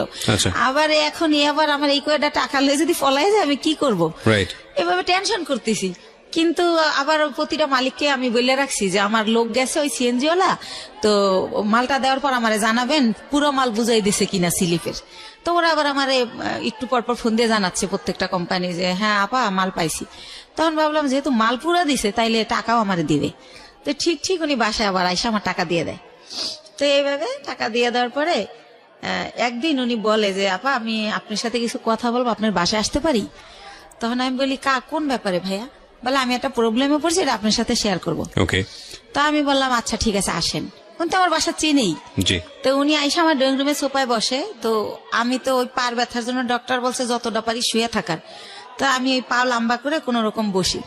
তো ওনারে আমি বলি যে হ্যাঁ ভাইয়া বলেন, আর নাস্তা দিতে বলি, আমি অসুস্থর কারণে আমার বাসায় আবার একটা কাজের লোক রাখি, যে কিছুই তো করতে পারি না পাওয়ার জন্য, তো তারে নাস্তা দিতে বলি। তখন সে বলে যে ওরে যেতে বলেন, ওর সামনে বলা যাবে না। তো তখন আমি ভাবলাম ওরে যেতে বলবো, ও তো কাজ করে তারপরে যাবে। তখন আমি বললাম ঠিক আছে তাহলে আপনি আমার বেডরুমে আসেন। তো উনি আমার রুমেই যায়। তারপরে বলে যে আপা এরকম ও আবার থাকতো আর বোনের বাসায় মোহাম্মদপুরে। আর বলে রাখি ওর বোন জামাই হচ্ছে একটা গভর্নমেন্ট জব করতো সমাজ কল্যাণ অধিদপ্তরে, ঘুষ নেছে, সে কারণে ওনার জবটা চলে যায়। তারপরে সে কি করে, তার কাজ হচ্ছে মানুষের জব দেবে বলে টাকা নেয় 8 লাখ 10 লাখ, যে গভর্নমেন্ট জব দেবো আমি, গভর্নমেন্টের অমুক সচিব, মিথ্যাচার করে। তো এইভাবে উনি বিভিন্ন লোকের থেকে টাকা আনে। তো এইভাবে ওই হাসান ওনাকে কয়েকজন লোকের থেকে টাকা এনে দেয়। তাই এখন উনি জবও দেয় না টাকাও দেয় না, তারা হাসানকে খুব টর্চার করে, গ্যাঞ্জাম করে। তো এটার পরে কি করছে, হাসানের বোন আবার জব হয়েছে একটা পরিকল্পনায়, সে গেছে খুলনাতে। তো বোনের বাসা খালি, শুনে ও আবার ওই খালি বাসায় আসে, আইসা থাইকে সিএনজি চালায়। এটা আমি আগে জানতাম, আমার কথায় কথায় বলছিল। তো ওই দিন যেটা নতুন বলে সেটা হচ্ছে যে ওরে নাকি ওর দুইটা ফ্রেন্ড নিচে এসে ফোন দেয় যে তোর বাসা তো খালি, তোর বাসায় কি একটু আসা যাবে? তো উনি আমার যেটা বলছে, তা ওনারা বলে যে হ্যাঁ, ও বলে যে হ্যাঁ আয়, সমস্যা নেই। তো উনি যখন গেট খোলে, ওনারা থাকে 4 তলায়, তখন দেখে 3টা ছেলে সাথে একটা মেয়ে। তখন বলে মেয়েটাকে, কয় আমাদের ফ্রেন্ড। কয় তুই তোরা মেয়ে নিয়ে আসছিস কেন? তোরাতে কেউ দেখলে, দারণ টারণ দেখলে আমার বোন জামাইকে বলে দেবে আমার অবস্থা খারাপ। তো বলে না, তোরাতে কেউ দেখবে না, আমরা আবার আধা ঘন্টা পর চলে যাব। তো তারপরে নাকি তারা ওই সময় ওই ইয়াবা নাকি বাবা কি জানি বলে, ওইটা খায়। জি, ওইটা খায়। ওই যে 3টা ছেলে আর 4 ছেলে আর ওই মেয়ে। তো ও নাকি জীবনে এটা কোনোদিন খায় নাই। ওই দিন ফার্স্ট ওই মেয়েটা ওরা জোর করে খাওয়ায় যে আমি মেয়ে মানুষ খাই, তুমি ছেলে কেন খেতে পারবে না? তারপরে খায়, ওরেও খাওয়ায়। ওইভাবে নাকি ভিডিও করে, ছবি তোলে। ইভেন্ট ভাইয়া ও যেটা বলেছে, এটা খাওয়ার পরে নাকি ওরা ফিজিক্যালি রিলেশন করে। কে বলেছে এটা? এটা হাসান বলেছে আমাকে। ওকে। ওই মেয়েটা নাকি ওরেও বাধ্য করে। ও আবার ইসলামিক মাইন্ডের কথাবার্তা বলতো, আমিও জানি ও ইসলামিক, কিন্তু ও বলে যে ওই মেয়েটা আমাকে জোর করে এটা করে। আমি তো জীবনে এটা প্রথম খাই, আমার হুঁশ থাকে না সে কারণে। তো তখন ওইগুলা এখন ওই মেয়েটা ছবি আর ভিডিও করে রাখছে, এখন আমাকে ব্ল্যাকমেল করে যে ওইগুলো পেপারে দিয়ে দিবে। মেয়েটা ব্ল্যাকমেল করে, এই ঘটনা এসে আপনাকে হাসান বলছে? হাসান বলতেছে। ওই মেয়েটার নাম শানু। তো এটাও বলে। তো বলার পরে আমি বলি ব্ল্যাকমেল কিভাবে করে? কয় দেখেন, আমি কষ্ট করে গাড়ি চালাই, সন্ধ্যার পর স্ট্যান্ডে এসে আমার টাকাগুলোও নিয়ে যায়। আর যদি না দিতে চাই তাইলেই বলে যে যদি না দাস তাহলে কিন্তু ফাঁস করে দেবো, তাহলে কিন্তু পেপারে দিয়ে দেবো। তো আমি বলি আপনি তো আমাকে দিলে আপনার কি প্রবলেম হবে সেটা বলেন। কয় প্রবলেম হবে, আমি বাবা আমার একমাত্র ছেলে, আমার বাবা মা মরেই যাবে। আমার বাবা অপারেশন হয়েছে কয়েকদিন আগে, আমার মা হাই প্রেশারের রুগী। তো আমি বলি আপনি বাবা মার সাথে শেয়ার করেন বিষয়টা, যে আমি এরকম পরিস্থিতির শিকার, শেয়ার করলে তারাই আপনার ভালো বুদ্ধি দিতে পারবে আমার চেয়ে। রাইট। তারপর বলেন না, এটা তো বলাই যাবে না, আমার মা শুনলে স্টক করবে, সে এরকম। তো আমি বলি কি করব আমি? তো আমি ওনারে বুদ্ধি দেই যে আপনি এখন থেকে আর টাকাও দিয়েন না, আর ওইখানে যাইন না, কয়দিন গাড়িও চালাইন না, যাতে মেয়েটা আপনার খুঁজে না পায়। তো আমি কই ঠিক আছে, অনেক চিন্তা ভাবনা করে যে আপনি মেয়েটার নাম্বার দেন। তো মেয়েটার সাথে আমি অনেক কথা বলি, ভয়টায় দেখাই যে আমি হচ্ছে ইয়াতে চাকরি করি, পুলিশ ডিপার্টমেন্টে। হ্যাঁ, তুমি এটা করো, এমনি তো ইয়াবা খাও তো আইনত নিষিদ্ধ, তারপর তুমি মেয়ে মানুষ, তারপর যে তুমি খাও তাহলে তুমি এটা ব্যবসাও করো, তোমার জেল হয়ে যাবে। এটা এইসব করে ওরে ভয় দেখাই আর কি, যাতে করে ওরেও ব্ল্যাকমেল না করে ওর কারণে। তো আবার একটু পরপর ফোন দেয়, আপা শানুরে ফোন দিছিলেন, আপা কি বলছে, এরকম বলতে বলতে তো ওই রিলেটেড হইতে গিয়ে ওর সাথে আরো বেশি কথা হয়ে যায়। তো একটা সময় সে হচ্ছে বলে যে দেখেন, ও যেভাবে পারে ও আমার বিয়ে করবে যে কোনো জায়গায় ধইরা, কিন্তু দেখেন এরকম একটা মেয়েকে কি বিয়ে করা যায়, যাকে নিজের চোখে দেখছি যে অন্য ছেলেদের সাথে এরকম করছে, এটা তো বিয়ে করা যায় না। তো আমি যদি কারো বিয়ে করি তাহলে ও আমার ছেড়ে দেবে, জানবে আমার বউ আছে, আমাকে আর ডিস্টার্ব করবে না। তো আমি বলি তা আপনার বাবা মা এখন কোথায়? কয় ওনারা তো দেশে, কয়দিন পর ঢাকায় আসবে, আমাকে আসলে বলবেন জানি আপনার বিয়ে করাই দেয়। তো এইভাবে গেল। উনি কি বলছে ওনার ফ্যামিলিতে আমি জানি না। ওনার বোন আমাকে ফোন দেয়, দিয়ে পরিচয় দেয় আমি হাসানের বোন। ওনার মা আমাকে ফোন দেয়, ওনার বোন জামাই আমাকে ফোন দেয়। তো এইভাবে কথা বলে সবাই, বলতে বলতে আমাকে সবাই দেখতে চায়। তো দেখতে চাই কি উদ্দেশ্য আমি জানি না। তার বাবা আমাকে বলে, মা তোমার অনেক গল্প শুনছি, তুমি আমার ছেলেটার নতুন জীবন দিছো, এই সেই। আমার ছেলেটা বখাইট হয়ে গেছিল, নষ্ট হয়ে গেছিল, খারাপ মানুষের সাথে চলতো, নেশা করতো, এখন কিছু করে না, ভালো হয়ে গেছে শুধু তোমার জন্য। তো এরকম বলেন। আমি বলি আপনারা তো আমার আসলটা জানেন না, ও হয়তো আপনার আসলটা বলে নাই, কারণ আমার মনে হয়েছে ও হয়তো বলছে আমি আনমেরিড মেয়ে বা এরকম কিছু, এটা আমি গেস করে এটা বলি। তারপর আমি বলি যে আমার অনেক প্রশংসা তারা করে। আমি বলি আমি দেখতে অনেক পচা, আমার প্রশংসা করেন না, আমার দেখলে আপনার ভাল লাগবে না, এখন যেমন পাগল এই দেখার রুচি থাকবে না। তো একটা সময় এত রিকোয়েস্ট করে, তখন যাই। যাওয়ার পরে দেখি যে সবার সাথে দেখা হয়, কথা হয়, তারা আমার অনেক পছন্দ করে বলে। তারপর আমি চলে আসি। আসার পরে পরের দিন ওর মা আমাকে ফোন দিয়ে বলে যে আমার ছেলে তো তোমাকে পছন্দ করে, বিয়ে করতে চায়। ওকে। এটা ওর মা যখন বলে আমি ভাইয়া একদম কি বলে গাছে থেকে পড়ি যে কি বলে এটা। তখন আমি বলি যে ওর মারে আবার আমি মাই বলি যখন ওদের বাসায় যাই, যেহেতু ও বলে পরিচয় দেশে বন্টন করে। তো বলি যে মা আপনি এটা কি বলেন, আমি হচ্ছে আমার বেবি আছে, আমি বিবাহিত। ওর কিন্তু 2টা বিয়ে, এটা আমি আগে জানতাম না, এটা পরে বের হয়েছে আমার বিয়ের পরে। আর আপনার ছেলে তো আনমেরিড, আপনি একটা আনমেরিড মেয়ে বিয়ে করাবেন, আমাকে কেন? তো এটা বলার পরে বলে দেখো মা, আমার ছেলে আমাকে তোমার ব্যাপারে সবই খুইলা বলছে, কিন্তু আমার ছেলে যেহেতু সংসার করবে, ছেলে যেহেতু তোমাকে ভালোবাসে, আমাদের আপত্তি তো থাকার কথা না, আর তোমারও আপত্তি থাকার কথা না, কারণ ও তো দেখছে তোমার 2টা ছেলে আছে, ও তোমার বাসায় যাতায়াত করে, এতদিন ধরে তোমার সাথে পরিচয়, তুমিও তারে দেখছো, অসুবিধা কোথায়? তো এরকম করতে করতে আমি রাজি হই না, কিন্তু সে ওই গানই বাজায় যে আমার কাছে হাজারো বার ফোন দেয়, আমি কই, কি করি, কি খাইছি, তাই ঘুমাইছি কিনা, তো নাস্তা করছি কিনা, এভাবে ফোন দিতে থাকে। তার মধ্যে আমি আবার ইন্ডিয়া চলে যাই, সে আবার ওরকম, তোমার পাশে কে বসছে, ছেলে মানুষ বসছে না মেয়ে মানুষ বসছে, এরকম মানে এভাবেই করে। তো হোটেলে বিয়েটা করলেন না করার আগে অবস্থা? বিয়ে করি নাই, তখনই এরকম এইভাবে মানে সে এত কেয়ার করে, মনে হয় যে আমি হেঁটে গেলে সে ব্যথা পায়, এরকম একটা ভাব। হ্যাঁ, তারপরে হচ্ছে টিকিট কাটছি, গাড়ি 2:30টায় ছাড়বে, হয়তো বা 1:15 টিকিট কাটলাম, তো খেতে গেলে তো আর গাড়ি ফেল করব, তো টিকিট কাটছি, ফোন দিতেই থাকতো, তো বলতাম যে খাওয়ার টাইম নাই, হচ্ছে জুস কিনে উঠছি, তো বলতো ইয়ারে সুপারভাইজারে বলো 10 মিনিট লেট করতে, খাইয়া গাড়িতে ওঠো, না খাই উঠবা কেন, ঢাকা আসতে রাত 12টা বাজবে। তো এইরকম মানে আমার লাইফে ভাইয়া এই কেয়ারিংটা তো কোনো সময় কেউ করে নাই, ছোটবেলা মাও করতো না, তারপরে যে বিয়ে নামক একজনের সাথে মাঝে মধ্যে দেখা হতো, তার সাথে তো আমার কিছুই হয় না এই ধরনের। তো ওই ব্যাপারগুলো আমার খুব ভালো লাগতো, যে আল্লাহ আমি খাইলাম কিনে এডেনে টেনশন করে, রাতের 1টা বাজে আমার অনলাইনে দেখলে এই এখনো ঘুমাও না কেন, ঘুমাও, এর মধ্যে তুমি কথা বলা শুরু হলো, তো সেও তুমি বলে, আমিও তুমি বলি, আর ভাইয়া আপু বলি না, হেও আপু বলেন, আমিও ভাইয়া বলি না, তো এরকম। তো একটা পর্যায়ে হচ্ছে সে মাঝে মধ্যে বাসায় যেতে চায়, তখন আমি চিন্তা করলাম যে আমার ছেলে যেহেতু বড় হয়েছে, তো এই ব্যাপারটা আমার ছেলে খারাপ ভাবে নেবে, বা আমার ছেলে আমার ঘৃণা করবে, ছেলে আমার খারাপ ভাববে। তো আমার ছেলেকে না আমি একদিন বলি যে বাবা এরকম এরকম ব্যাপার, তো আমার ভাগ্নে আছে ইমরান, বড় বোনের ছেলে, ওর কাছে বলি, আমার বোনের মেয়ের কাছে বলি। তো বলার পরে বলতেছে যে একটা মেয়ের বিয়ে, স্বামী, সংসার যে একটা জিনিস, আপনার তো সেটা হয় নাই, আমরা তো সবই জানি, তো যেহেতু তার সে একা কইলে আমরা নিষেধ করতাম, আমার ভাগ্নিকে বিয়ে হয়ে গেছে, এরকম বড়রা বিয়ে হয়েছে, বাচ্চা হয়েছে, এক ভাগ্নির হচ্ছে ছেলে হয়েছে, তো বলতেছে যে যেহেতু তার বাবা মা আপনারা নিতে চাইতে, তো আপনার খুশি হওয়ার কথা। তা আমি কই কিভাবে খুশি হব, সে তো ড্রাইভার, আর একজন ড্রাইভার কয় টাকা আর্ন করে, সে আমারে খাবে না আমার বাচ্চা খাবে, আমার তো সে সারা জীবন এই কাজ করেই খেতে হবে, তাহলে আর বিয়ে বয়ে লাভ কি? তো একটা সময় এভাবে বলিও, নিজে ওদেরকে অ্যান্সার করি, কিন্তু আবার সে যখন কথা বলে খুব ভালো ভালো সুন্দর সুন্দর করে, তখন আবার তার জন্য আমার মায়া লাগে। তো এরকম করতে করতে একটা সময় চিন্তা করলাম যে টুকটাক করে বাসা আসে, ছেলে ব্যাপারটা খারাপ ভাবে নিবে, তো ছেলেরে ভাগ্নেরে দিয়ে ছেলেরে জিজ্ঞেস করাইলাম, ভাগ্না বললো যে না আমার ছেলে রাজি, আমি সরাসরি জিজ্ঞেস করলাম না লজ্জায়। তো তারপরে আমরা বিয়ে করে ফেললাম। বিয়ে করলাম হচ্ছে ভাইয়া এই যে মার্চ মাস গেল, এর আগের মার্চের 13 তারিখে।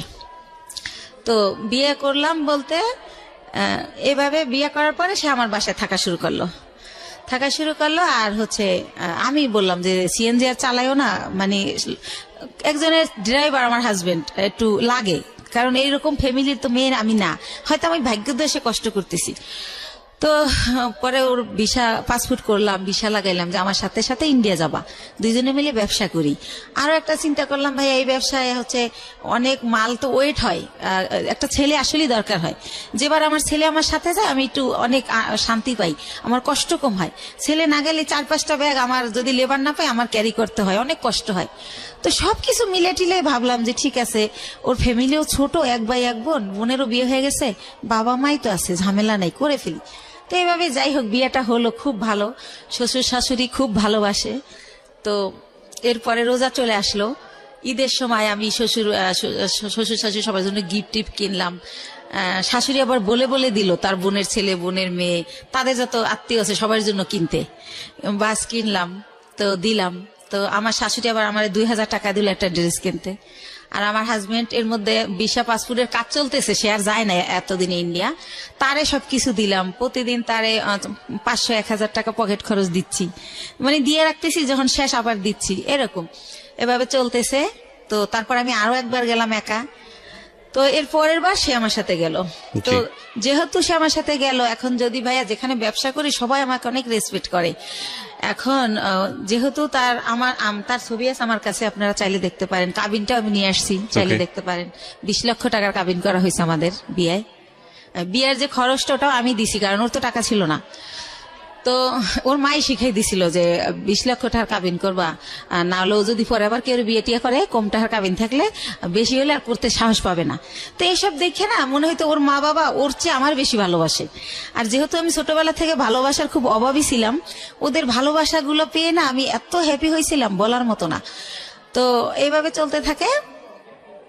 এর মধ্যে আমার শাশুড়ি আমারে বলে যে গত বছর অক্টোবরে যে শাহনাজের তো বিয়ে হয়েছে 5 বছর, তো ভদ্রলোকের আবার আগের ঘরে বউ বাচ্চা আছে, আমার ননদ্রে বিয়ে করে হচ্ছে অন্যভাবে, যাই হোক সেটা আমি বলবো না।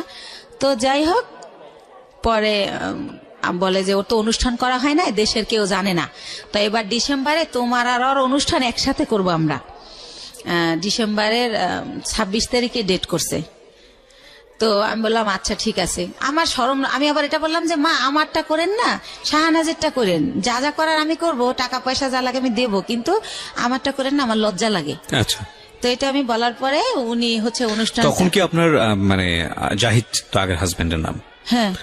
ওর সাথে কি ডিভোর্স হয়ে গেছে নাকি? জাহেদকে ওইটা আমি বলি না ভাইয়া, জাহেদকে আমি 14 সালে ডিভোর্স দিই। 14 সালে ডিভোর্স দিয়ে দিয়েছেন? ডিভোর্স এর জন্য দেই যে আবার কখন হুট করে আইসা দাবি করে, সেজন্য আমি 14 সালে ওরে ডিভোর্স দিয়ে দিই। ওকে। তো ও কি করে যে এভাবে বলে, তো বলার পরে লিস্ট আসতে থাকে, যেহেতু বিয়ে বাড়ি, বিয়ে করা গ্রামে অনুষ্ঠান করবে, এটা লাগবে সেটা লাগবে। তো আমি যখন ইন্ডিয়া যাই আমার ননদ ফোন করে বলে যে আমার জন্য লেহেঙ্গা আনবা, আমি বিয়ের দিন পরবো। তো তার জন্য আমি অনেক সুন্দর দেখে একটা 12,000 টাকা লেহেঙ্গা কিনে নিয়ে আসি। তারপরে যা যা বলে মোটামুটি, এবার আমার শাশুড়ি আমার লিস্ট দেয় যে আমার দাদি শাশুড়ি, আমার নানি শাশুড়ি, আমার মামা শ্বশুরের শাশুড়ি, সবার জন্য কাপড় কিনতে বলে। এটা কি তাদের এলাকার নিয়ম কিনা আমি জানি না, আমাকে কিনতে বলে, তো তাও আমি কিনি। আর এর মধ্যে ভাইয়া একটা কথা বলে রাখি, হাসান আমার বাসায় যখন যায়, সিএনজির যে কালারের জানেন তো ড্রেস, তো ওই কালারের একটা প্যান্ট থাকে নর্মাল, আর ওই সিএনজির একটা শার্ট, এইটা পরে কিন্তু আমার বাসায় যায়। কিন্তু এর মধ্যে ওরে আমি অনেক প্যান্ট শার্ট, অনেক ঘড়ি, যা বলেন মানে সুন্দর দেখানোর জন্য যা যা প্রয়োজনীয়, কমপ্লিট স্যুট, শু, মানে ওর পুরো গেট আপ টেট আপ আমি চেঞ্জ করে ফেলি। তো ওর বোন দেখে বলে আল্লাহ রে, আমার ভাবি, আমার ভাইয়ারে তো রাজপুত্র বানাই ফেলাইছে আমার ভাবি, আমার ভাইয়ারে এত সুন্দর লাগে তা আগে বুঝতাম না, এভাবে সবাই বলে।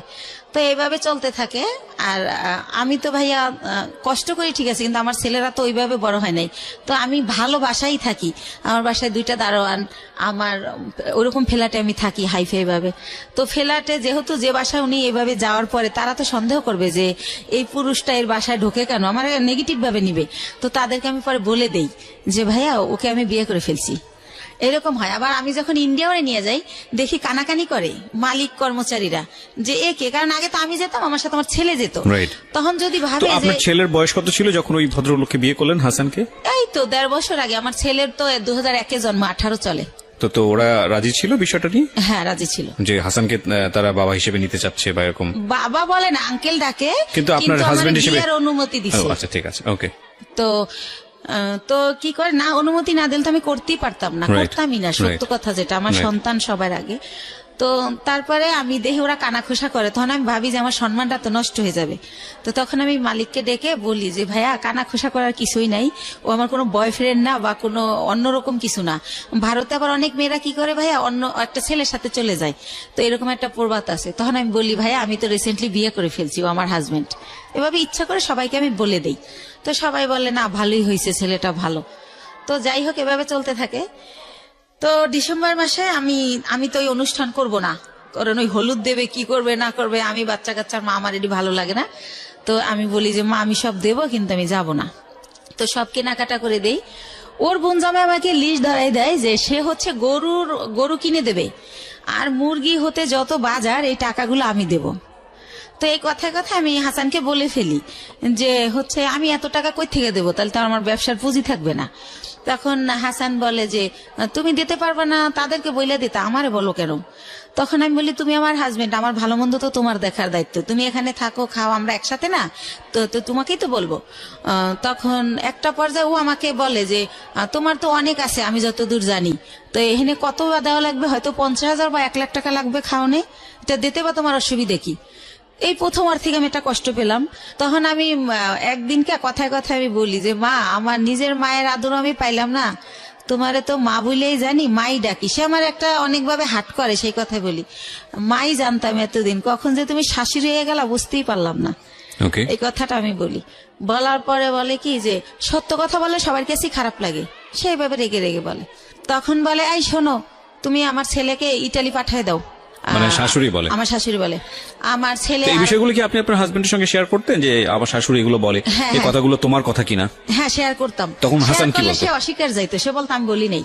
তো তারপরে একটা সময় আমি চিন্তা করলাম যে ঠিক আছে, আমার এক বোন থাকে ইতালিতে, তো চিন্তা করলাম যাবো। ভাই, ইটালি যাওয়ার অনেক খরচ, তাহলে আমার জমি বিক্রি করে দিতে হয়, তাছাড়া তো আমার টাকা নাই।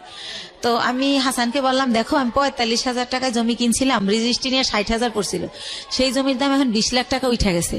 তো এই জমি যদি এখন আবার আমি বেচি, আমার বোন কিনবে, বাইরে বেচতে দিবে না, তা আমার হয়তো 10-12 লাখ বেচতে পারবো, তাহলে তো আমার সঞ্চয় শেষ। তারপর দেখা গেল আমি কোনো কারণে যেতে পারলাম না, তাহলে তো আমার কিছুই রইলো না। তার সাথে তুমি আমি এখানে ব্যবসা করি, ভালোই তো আছি, তো ইটালি যাওয়ার দরকার কি? তখন ও বলে, হ্যাঁ ঠিক আছে তাই করি, যাওয়া লাগবে না, বাদ দাও। আর বিদেশ কি ভালো নাকি? বিদেশ অনেক কষ্ট, ও বলে। হ্যাঁ, ও আমার সামনে এগুলো বলে, ওদিকে যাবার আর মায়েরে বলে যে ওরে বলো আমাকে ইতালি পাঠিয়ে দিতে। তো এটা আমি আর বুঝি না। তো একদিন আর মাই বললে ফেলে, আমি বলি যে তোমার ছেলে তো মা যেতে চায় না। তো বলে, কে বলছে আমার ছেলে যেতে চায় না? তুমি আমার ছেলেরে বুঝাও, তখন আমার ছেলে কি তোমার উপরে যাবে? সেজন্য তোমার সান্ত্বনা দেয়। তো এভাবে রূপ খুলতে থাকলো। তারপরও চলতেছিল মোটামুটি। ঈদের 2 দিন আগে হঠাৎ করে আমার শাশুড়ি আমাকে বলতেছে যে ঈদের কেনাকাটা কি শেষ করছো? তো এর মধ্যে একটা কথা ফেলে গেছি, যেহেতু ভাইয়া ডিসেম্বরে ফেলে যায়নি ঠিক, সবাই আমি দিলাম সবকিছু। ইভেন শীত, দেশে মেহমান গেলে কই ঘুমাবে, সেজন্য আমি ইন্ডিয়া থেকে কম্বল আইনে দিলাম, ঠিক আছে, বড় বড় কম্বল। তো সবকিছুই তো দিলাম। তারপর তারা আমার কিছু দিল না, তাইলে এখন ঈদে আমি তার সব ফ্যামিলিরে কেন দিব? আর আমার কাছে অত টাকাও নাই, যেটা সত্য কথা। তো তখন আমি এবার ঈদে তাদের জন্য কোনো কেনাকাটা করি না, এই একটা কারণ। আর শ্বশুর শাশুড়িকে শুধু দেব। কিন্তু 22 যায় আমার শাশুড়ি আমাকে ফোন দিয়ে অনর্থক কথা শোনায়, অনেক গালাগালি করে। তখন আমি বলি, মা এভাবে কথা বলতেছো কেন? তারপরে ভাইয়া ঈদের দিন সে সকালবেলা মার কাছে গেল আমার বাসা থেকে। যাওয়ার পরে সন্ধ্যাবেলা ওর বাসায় গেল, যায় বলতেছে যে আমি একটা ছেলে, আমার জীবনটাই ব্যর্থা, সিএনজি চালাইতাম তাই ভালো ছিল, একটা ঈদ গেল আমি বাবা মারে কিছু দিতে পারলাম না। এবার বলতেছে সংসারের খরচ থেকে ও দিত?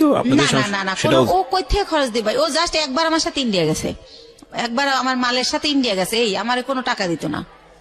আচ্ছা, আমার খরচই চলতো, ও আমার এখানে থাকতো, খাইতো, সবকিছু উল্টা। আরো ওর মার ওষুধ লাগবে, 2000 টাকা পাঠাও। ওর মা আবার বললো কি, তোমার শ্বশুর একটু পর পর চা খায়, আমি লাকড়ির চুলা জ্বালাইতে পারি না। তারপরে আমি সিলিন্ডার গ্যাস কিনতে বললাম যে মা কত টাকা লাগবে? বললো যে 5000।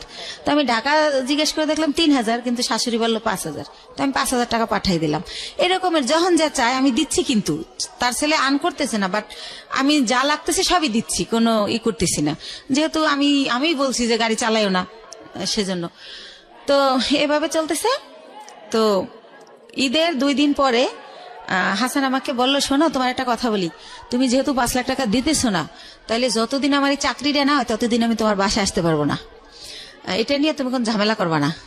তা আমি বললাম, বাসা আসবা না, থাকবা কোথায়? কয় শাহনাজের বাসায়। আমি শাহনাজের বাসায় তো 2টা রুম, একটা মায় থাকে, মুক্তা থাকে, আর একটা ওরা জামাইয়েরও থাকে, তুমি কোথায় থাকবো? কয় মার সাথেই থাকবো। তো এরপরে ভাইয়া কি হয়, রাতে থাকে না, আসে 1000 টাকা 500 টাকা চায়, দেই, আবার চলে যায়। ও ট্রেনিং এ যাইতে নাকি লাগে, লাঞ্চ করতে লাগে, ট্রেনিং করায়, কোথায় আগারগাঁও না কোথায় সেটা বলে। তো আপনি সংসারের খরচ চাইতেন না? এটা তো তার দায়িত্ব, মানে সংসারটাকে ভরণ পোষণ করার। কার? তা আপনার হাজবেন্ডের। হ্যাঁ, দায়িত্ব তো, কিন্তু সে তো কিছু করতেছে না। এই যে সে বলতেছে যে জব, সে তো সিএনজি চালাতো, কিন্তু সিএনজি তার মাই আমাকে বলছে ওরে চালাতে দিও না, ঠিক আছে? তখন কি অফ ছিল সিএনজি? হ্যাঁ, অফ ছিল, তখন আর চালাতো না, বসে ছিল। ওকে, ও বসে ছিল বিদেই তো আমি আবার ওর পরিবারের সবকিছু খরচ দিতাম। বুঝতে পেরেছি। তো এভাবে হচ্ছে বলতেছে, আর ওই মাঝে মাঝে যায় চলে আসে, যায় চলে আসে, 10-15 মিনিট 20 মিনিট এভাবে থাকে। তো হঠাৎ করে কি হলো, ও গত মাসের 26 তারিখে আমাকে স্টেট কার্ড বইলে দিল যে দেখো আমার পরিবার চাচ্ছে না তোমার সাথে সংসার করি, তো তোমার সাথে আমার আর সংসারটা করা হবে না। ওকে। ও আরো বেকার থাকার আরেকটা কারণ ভাইয়া, যেটা হয় গত ঈদের 4-5 দিন পরে ওই যে ওই মেয়েটা শানু, ও আমার থেকে টাকা নিয়ে ওই মেয়েটাকে বাজার করে দেয়, ওই মেয়েটার ঘর ভাড়া দেয়। তো ওই ব্যাপারগুলো জানতে পারি, শানুই আমাকে বলে যে আপনি আটকায় রাখলেন না, ও তো আমারে কালো বাজার দিয়ে গেছে। তো এই ব্যাপারটা ওর মার সাথে আমি শেয়ার করি যে মা, আমার কাছে দিয়ে টাকা নিয়ে যদি তোমাদের দেয় আমার দুঃখ নাই, কিন্তু ওনা শানুরে দেয়। তখন বলে যে তুমি কালকে বাসায় এসো। তো ওনাদের বাসায় যাই, তখন ওর বাবা মা ওর মাথায় কোরআন শরীফ দেয়, কোরআন শরীফ মেইলা যে তুই কোরআন শরীফ শিয়া কর, শানুর বাসা আর কোনোদিন যাবি না। তখন ও এটা বলে, বলার পর আমরা বাসায় চলে আসি। আসার পর ও বলে কাজটা তুমি ঠিক করলা না, এই কথাটা তুমি যদি বাবা মাকে না বলতা তারা আমার এই কোরআন শরীফ নেওয়া হইতো না। তো আল্লাহর এমন হুকুম, কি করে আমার ঈদের নতুন ড্রেস পরেই তার পরের দিনই সেই মেয়েটার বাসায় যায়। তখন ও ধরা খাই যায় যে ওখানে গেছে। তো যেদিন ধরা খায় তারপরে 2 দিন পরে ও দেখি যে প্যান্ট পরে না, দোকানে গেলে ও প্যান্ট পরে যেতে, এখন লুঙ্গি পরে যায়। তো কি হয়েছে, তো বলে যে আমার গোডা উঠছে। এরকম পরে ভাই আস্তে আস্তে আল্লাহর কি ইয়া জানি না আমি, ওইটা ওর হচ্ছে পুরা ইয়াটা একদম গা হয়ে যায়, পছন্দ হয়ে যায় একেবারে। তো পছন্দ হয়ে যায়, এখনো ছোট বাচ্চার মতো খাটে শুয়ে থাকে সোজা হইয়া, ওই একেবারে উলঙ্গ অবস্থায়, কাপড় পরতে পারে না। আর আমি সবসময় দরজা আটকায় রাখি, আমি বেরোইলেও আটকাই দেই, আবার ঢুকলেও আটকাই দেই, এইভাবে থাকে। তো এইভাবে ও 3 মাস ভোগে ভাইয়া। তো এইভাবে ওরা আমি কিভাবে ডাক্তারের কাছে নেব, তো আমি ছবি তুলে তুলে চর্ম বিশেষজ্ঞ, যৌন বিশেষজ্ঞরে দেখাই মেডিসিন নেই। তো যখন একটু ভালো হয় তারপর ওর সরাসরি নিয়ে ডক্টর দেখাই। তো এইভাবে 3 মাস ভোগে তখন। তো ওই সময় আর বাপ মা আমাকে অজুহাত দেয় যে ওই মেয়েটার কাছে কোরআন নেওয়ার পরেও গেছে, এই জন্য আল্লাহ ওর এই পাপের শাস্তি এটা দিছে। তাই তুমি যদি ওরে গাড়ি চালাইতে না দাও, ও তাহলে আর ওই মেয়েটার কাছে যাওয়ার সুযোগ পাবে না, সবসময় তোমার সাথেই থাকবে, তাই তুমি আর গাড়ি চালান বন্ধ করে দাও। তো তারা এটা বলে। তো সবকিছু মিলেই ও বেকার থাকে, এই অসুস্থতার কারণে থাকতে হয়, এভাবে থাকে। তো যাই হোক, এখন যেটা মূল ঘটনায় আসতেছি, ও কি করলো, আমার এই 1.5 বছরের মধ্যে আমি এই ফার্স্ট ওই দিন ওরে অনেক কিছু বলে ফেলি। বলার পরে ও আমাকে ফোন দিয়ে যে লাউড দিয়েছে আমি সেটা জানি না, লাউড দিয়া বলে যে হ্যাঁ কি বলবো বলো। তারপর আমি ওর মা যে যা বলছে যে ইটালি পাঠানোর লেগে চাপ দিয়েছে এই সেই। তারপরে ও কি করলো, আসলো আপনার বাসায়? ও আর আসেই নাই, এই পর্যন্ত আর আসেই নাই। ও ওই দিনটা ওর মা যখন বলার পর ও আমাকে ফোনে অনেক খারাপ, ওর মা বোন শিখাই দিয়েছে, আর ও আমাকে বাজেভাবে গালি দেয়, অনেক গালি দেয়। আমার বাবা মা তুলে অনেক গালি দেয়, গালি টালি দিয়ে বলে যে আমি যাব না, তোরে আর রাখবো না, তুই যা পারিস করিস না। আমরা এই জিনিসগুলো পারিবারিক কোন্দল এগুলা নিয়ে কে কি বলেছে না বলেছে আপনি ডিটেইলে যেতে চান, আমি ইন্টারাপ্ট করছি আপনাকে। সেটা হচ্ছে যে আপনি আমাকে বলেন যে আপনি ভদ্রলোককে বিয়ে করেছিলেন কত বছর হলো? এই তো 1 বছর 3 মাস। 1 বছর 3 মাস। 1 বছর 3 মাসের মধ্যে আপনার সংসারে কোনো খরপোশনি দেয়নি, উল্টো আপনি ওনাকে এস্টাবলিশ করার চেষ্টা করেছেন।